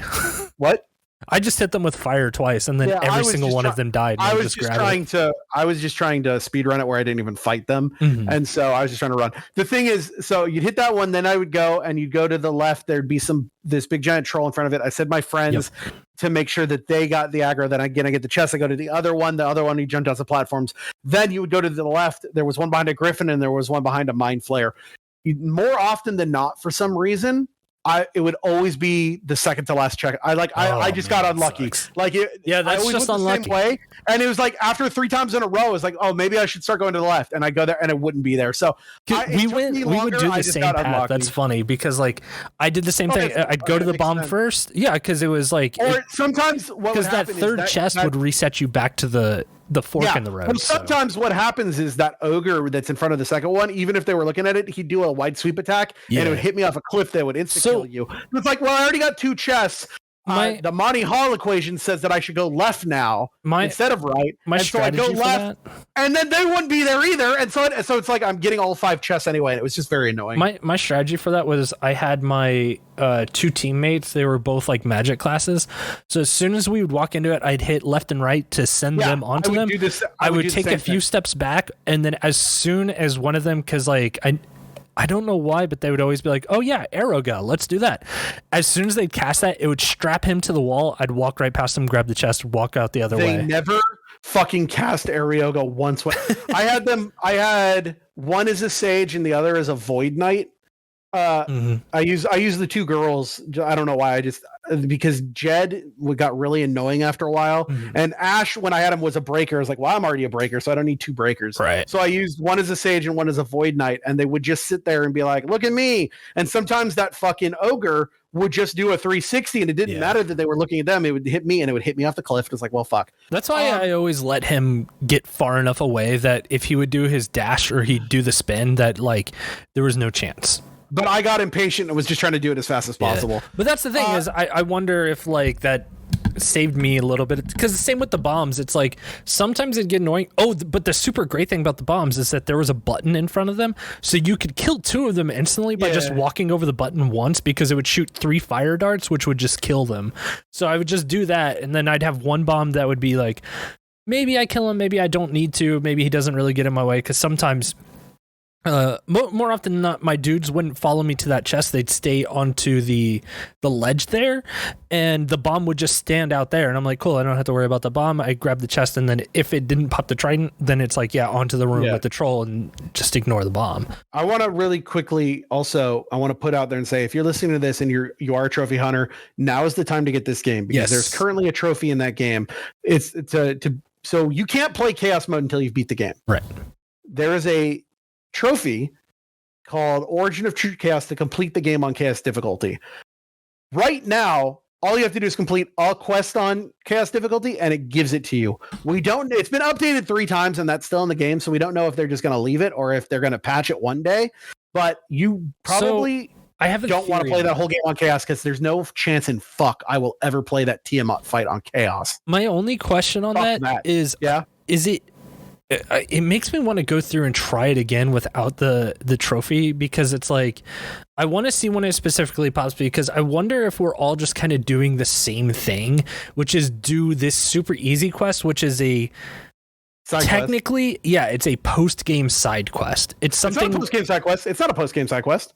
The memories one, because all of those are like you can kind of go through at the end of the game to get those. Like, so I'm wondering if it's like that mission.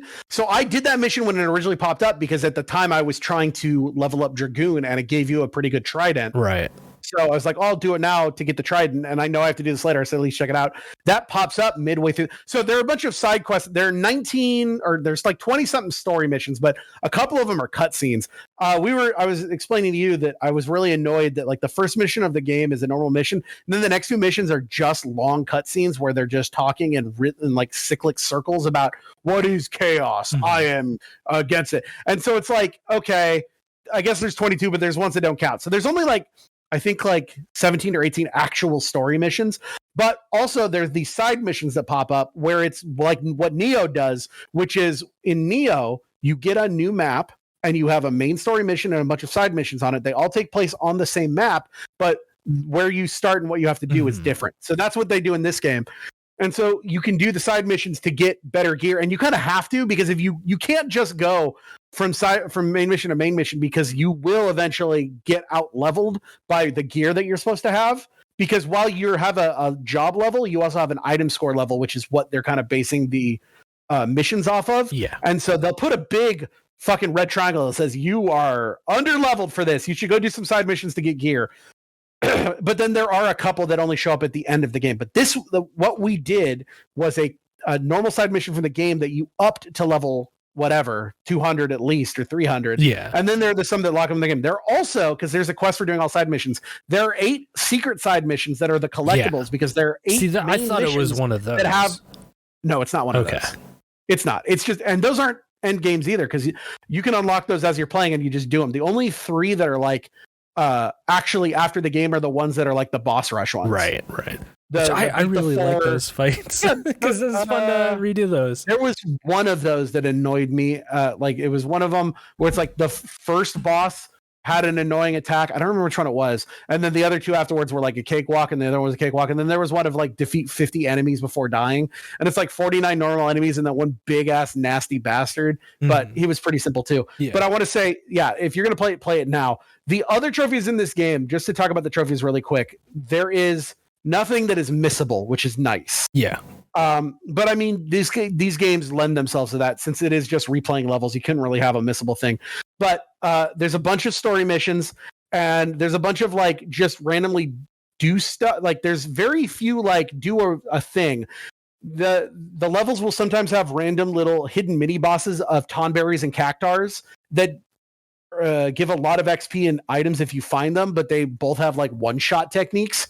Yeah. Where it's like, if a tomberry hits you with a knife, you're fucking dead. If a cactar hits 1,000 needles and you don't block it, you're fucking dead. So there's a trophy for each of those. But then everything else is pretty much just unlocking everything on the tree. So I don't know about you, but when I played the normal game, I was constantly always like, I didn't stick to a class when I played the story. I was always just, okay, I've played,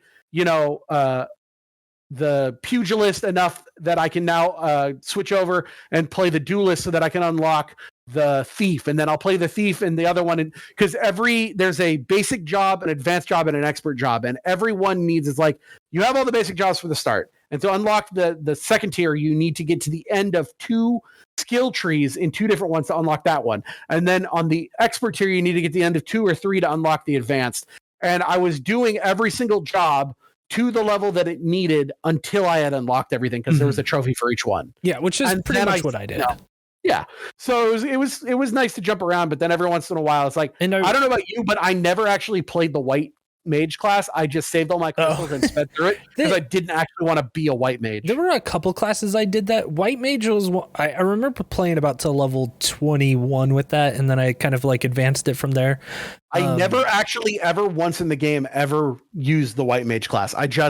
You saved all my crystals to speed the through. One thing about I used it a bit because it had cure, and there were some boss fights that it was like, oh yeah, I could totally get it into the last phase with maybe 2 of your potions left, 2 or 3, and then I would get to like that last 20% and be like, fuck, I need something.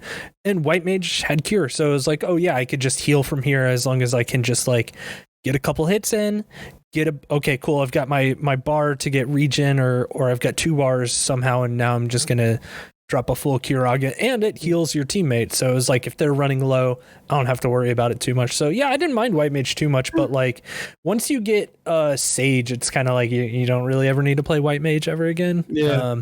So I would say that. But I did get everything to 30 except for Assassin. I think Assassin and White Mage were the last two, and I had to do those after I beat the game.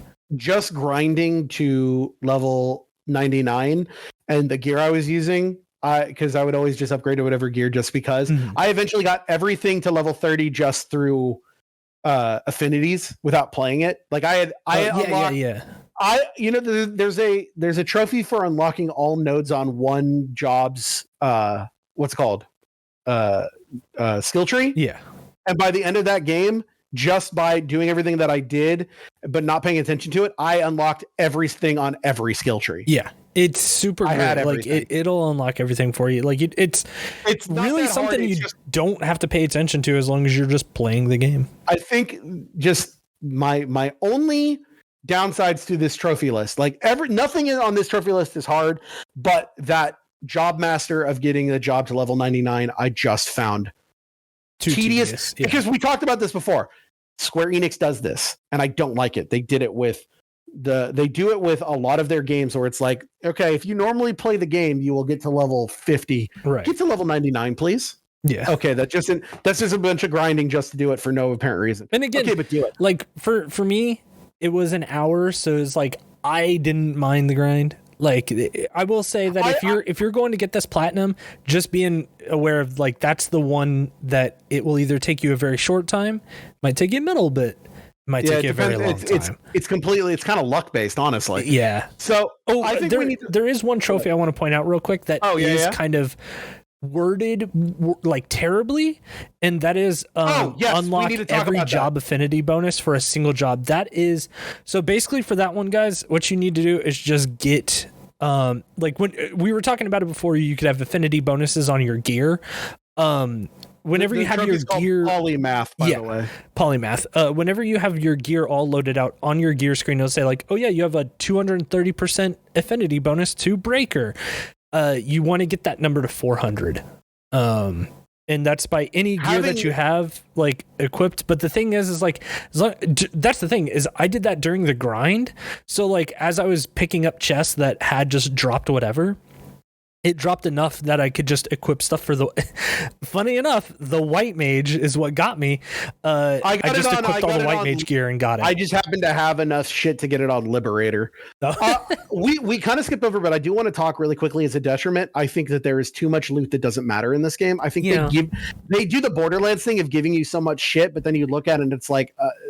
Nothing's really that special. It's like they have this whole upgrade system too. It's like, yeah, you can turn this into you parts, don't need to do it. And then you can go to the smithy and like I only did it for the trophy. Yeah, I did it for the trophy. It's like you can upgrade an items like you can upgrade. It's got 3 random stats like it give you extra strength, they give you crit chance or whatever. And it's like I did it because I had to. Or like there's one where you can use crest to increase the affinity on something. It's like none of this matters because even on chaos mode, it's just like it really doesn't. It doesn't really do anything. Like gear, that's the thing. All you should be looking at in gear is the top numbers. Right. And I almost exclusively there's a button that will just put you in the best gear possible. Yeah. And it's like, oh, but don't you want to pick by affinities? And like this will give you better strength, which is good. And it's like, no, I just want whatever's got the highest item class because the only things that matter are the attack number and the defense number on gear. It's like other than that, all these other like they give you 2.3% more attack. I do wish they would have done more with that because I feel like it could have really added to the game. But the thing is that it's there and it does nothing. I think if the gear had more weight to it, it would have mattered. But honestly, it was just like, I'm going to put on whatever makes me the strongest, unless it's a fedora. That or if they had like a glamour system. Like the way that Jack looks in the fedoras. Yeah, like I kind of wish they had like a glamour system. So it's like some weapons, like oh man, I wish I could make my weapon that I'm using now look like this previous weapon that I had. But like still at that, it's like it's not like you're playing an MMO, so it's not like it matters. But like I'll agree with you though. There's just kind of too much gear and it really doesn't matter. But I'm wondering because now like again like doing some chaos mode missions that I've done, I kind of want to do that, but this is like Spider-Man for me. Like I'm going to put it down now. That I will say to you, try it again. Here's the thing that I will say to you as someone who knows a lot about Neo. If it's anything like Neo, get ready for about 4 DLC patches. There is. Yeah, there's going to be like beat the game on Chaos Plus mode, beat the game on Ultra Dark Neo hardcore Chaos mode. I can't wait for that shit like that. Like, because I hope it's not. I think they've already named them too. I think it's like we're getting. I think we're gonna get a Shinryu fight. We're gonna get a Gilgamesh fight. Shinryu. I don't know what that is. He's the interdimensional dragon that kind of sees the interdimensional rift. He's from 5. So remember when you said that it wasn't all about every other? So they're adding things from other Final Fantasies. So it's just like I said. They're trying to make an overarching meta. Gilgamesh. They're making the Final Fantasy one. That would be like Final Fantasy 1. That would be like saying that if they put Sid in the game, be like, see, look, he's another Final. Yeah, he's in every single game. No, Gilgamesh is in every single game. Post 5. Not in Final Fantasy. Yeah, post 5. Is this game post? This game's not post 5. This game is after. This game came out after 5. Yes, this game happens before 5. Yes, but also every game that has come out after 5 chronologically in human time, Gilgamesh has been a character.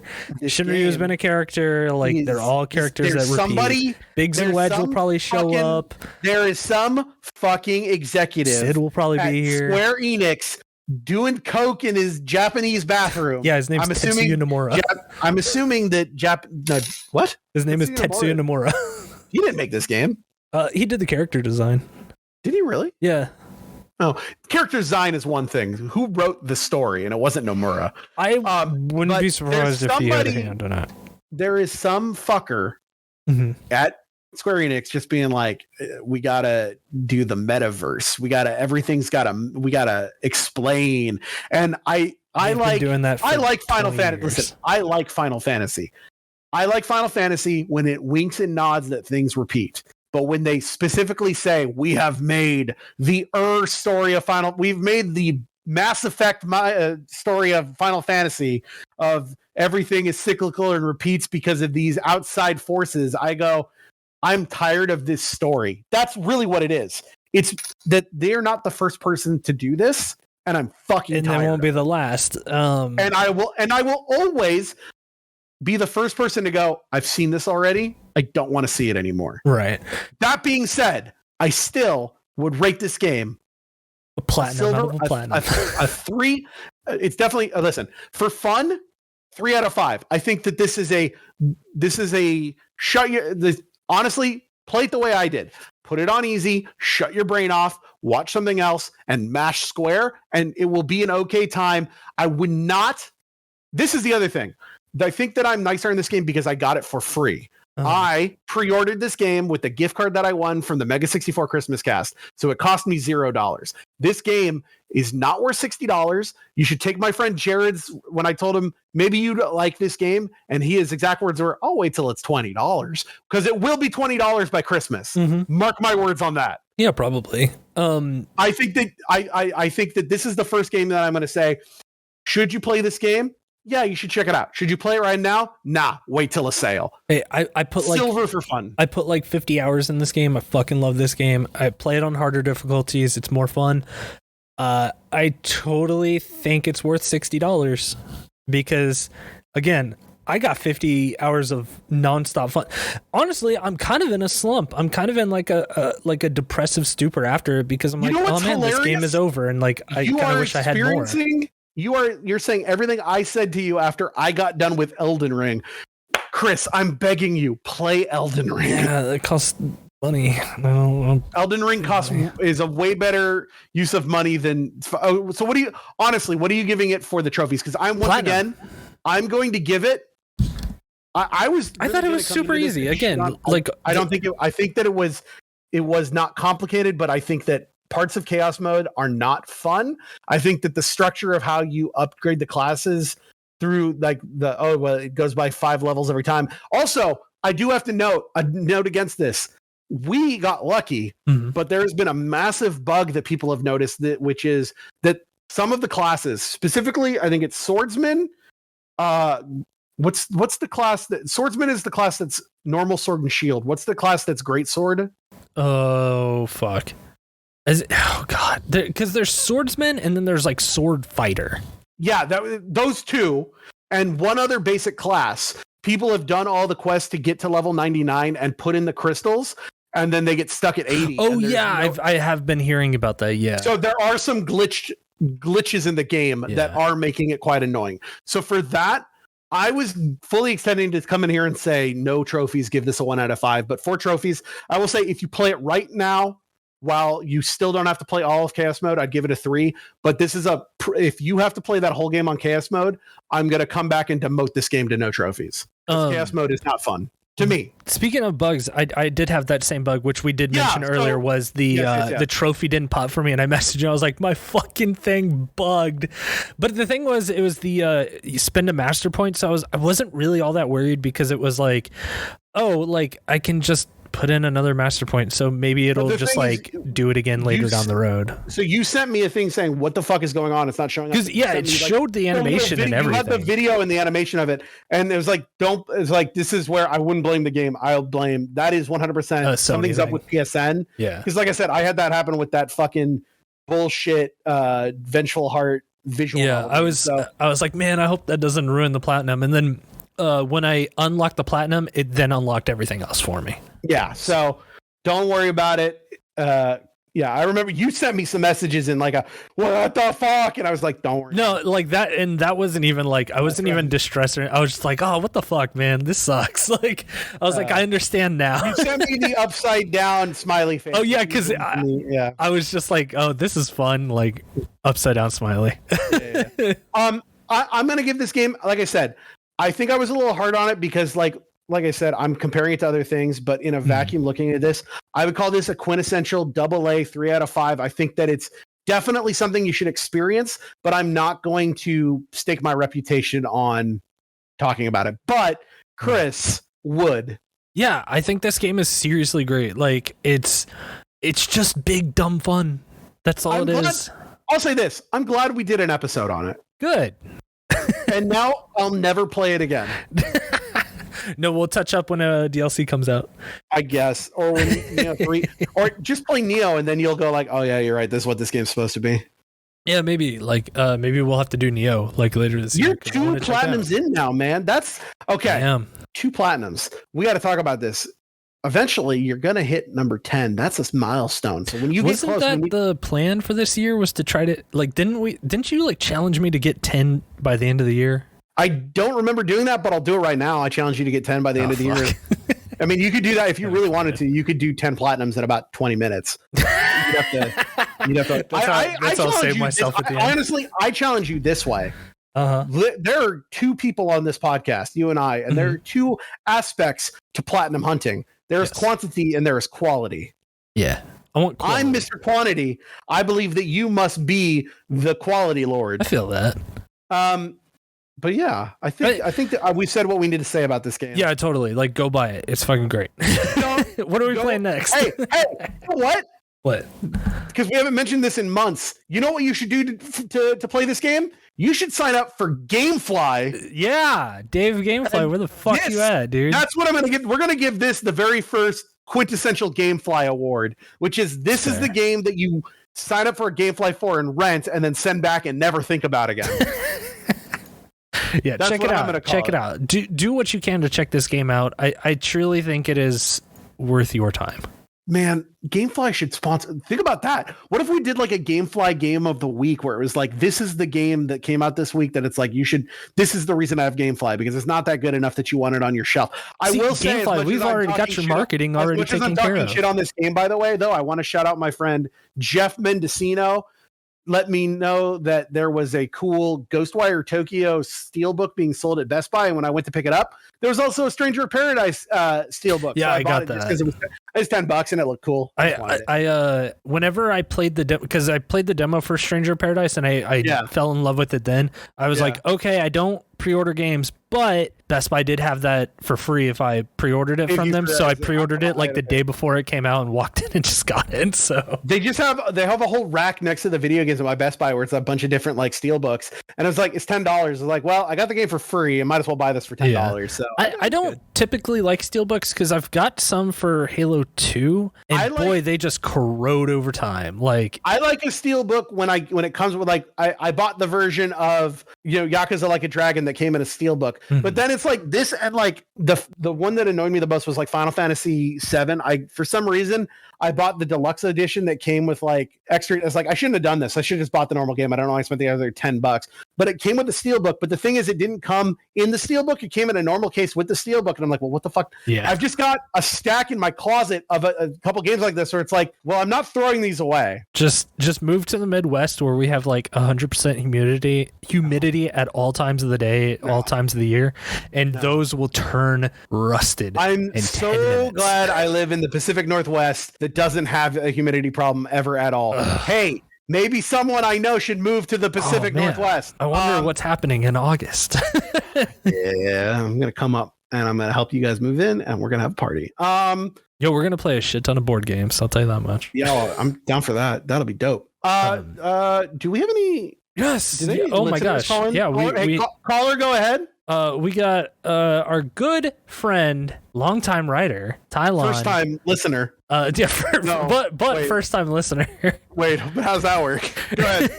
Tylon writes in, hey, Chris and Ryan, really loved the Alpha Protocol episode. Hey, thank you so much, man. Yeah. It was very informative, and I laughed the whole time while listening. I even bought a 360 copy to get the true gamer experience and get all the achievements. I don't know. Well, you kind of missed the mark on that one, but go ahead. Though after playing through it myself, I have to say it's no New Vegas, the superior Obsidian game. But listen, hold on. I never said it was better than New Vegas because I haven't played New Vegas. Right. We need to play New Vegas. I'm just saying that it was made by the same team, and I think it was being made by a secondary team at the same time. Right. Also, I want to say last week that I said I bet they played Mass Effect and then made this. Looking at it, Mass Effect came out like not even a year before this, so this game definitely was in development. Yeah, before Mass Effect. So what I should have said is they played. Yeah, what I should have said is they played Star Wars Knights of the Old Republic. Yeah. But he does say, but it was an enjoyable Mass Effect cash grab. I can't wait to see. Hold on. So it wasn't a Mass Effect cash grab. Right, yeah, we just solidified that. It was a Knights of the Old Republic cash grab. Go ahead. I can't wait to see what Microsoft can do for the Alpha Protocol series, and hoping...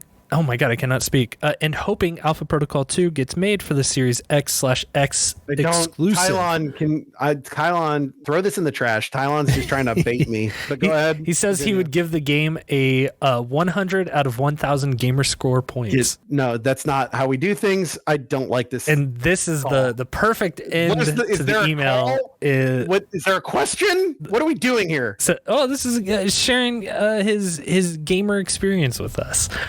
And says, P.S. I also tried Elden Ring for the Series X. It's okay, but it's no Breath of the Wild. Now that game is like Elden Ring, but infinitely better. Is on Tylon the timeout. Thank you so much, Tylon. Tylon is not allowed to write in for 6 months.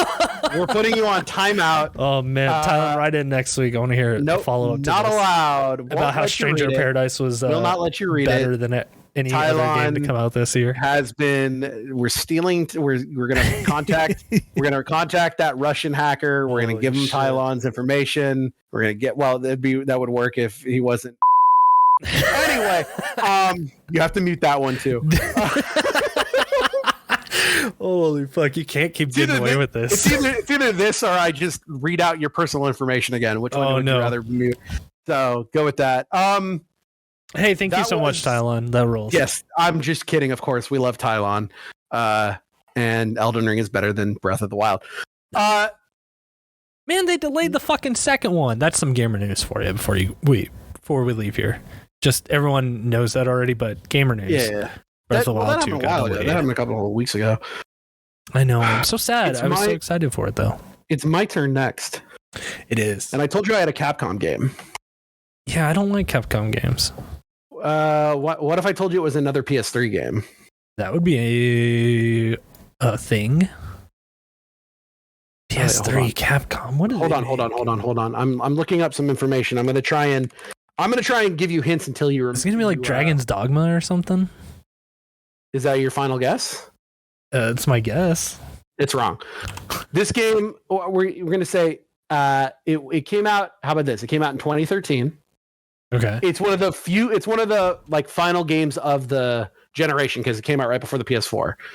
It was made by the developer is a developer called Don't Nod Entertainment, who you might know from making a game that I fucking hate called Life is Strange.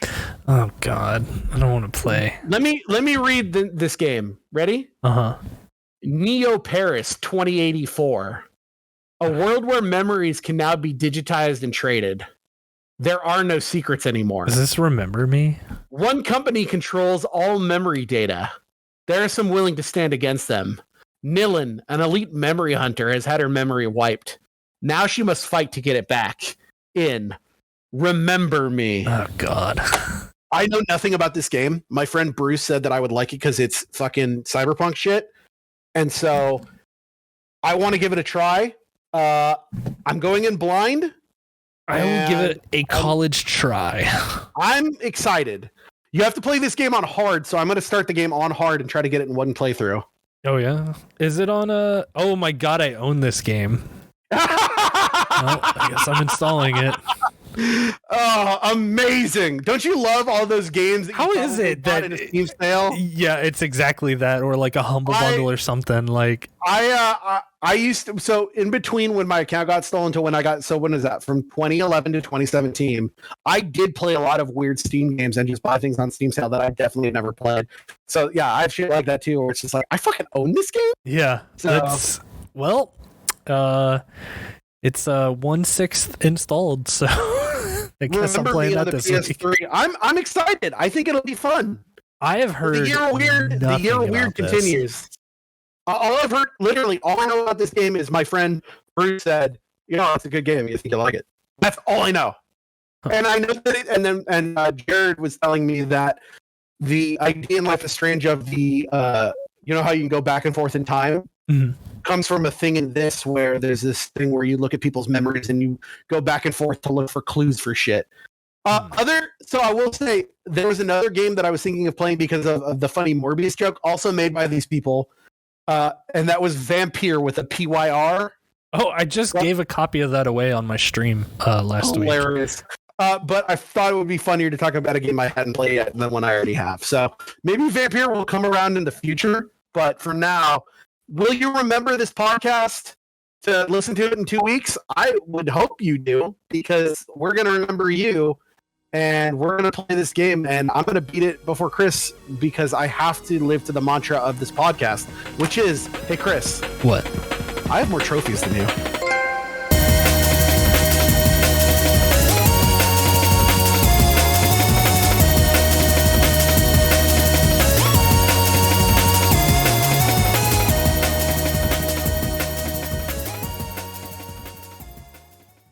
Hey, thank you so much for listening to our podcast. If you'd like to send us questions, gaming memories, comments, or if you just want to know when the next episode's going to drop, then you can follow us on Twitter at MoreTrophiesPod. That's MoreTrophiesPod. That's MoreTrophiesPod. Also, you can email us at ihavemoretrophiesthanyou@gmail.com. It's just the name of the show, all one word, at gmail.com. Also, be sure to follow Ryan at Dr._Ryan on Twitter. You can also keep up to date with his Monday night Twitch streams office hours at twitch.tv/Dr._Ryan. That's Dr._RYAN. Dr._Ryan on both Twitch and Twitter. And follow Chris on Twitter at Burezu in Japan. Now, I know what you're thinking. Don't worry, I'm going to spell it out for you right now. That's BUREZUINJAPAN. That's all one word, Burezu in Japan on Twitter. And when they are streaming, you can check them out at twitch.tv/BlazeTK. That's BLAZE, the letter T, the letter K on Twitch. BlazeTK. Thank you again so much, everyone. We'll see you in the next episode.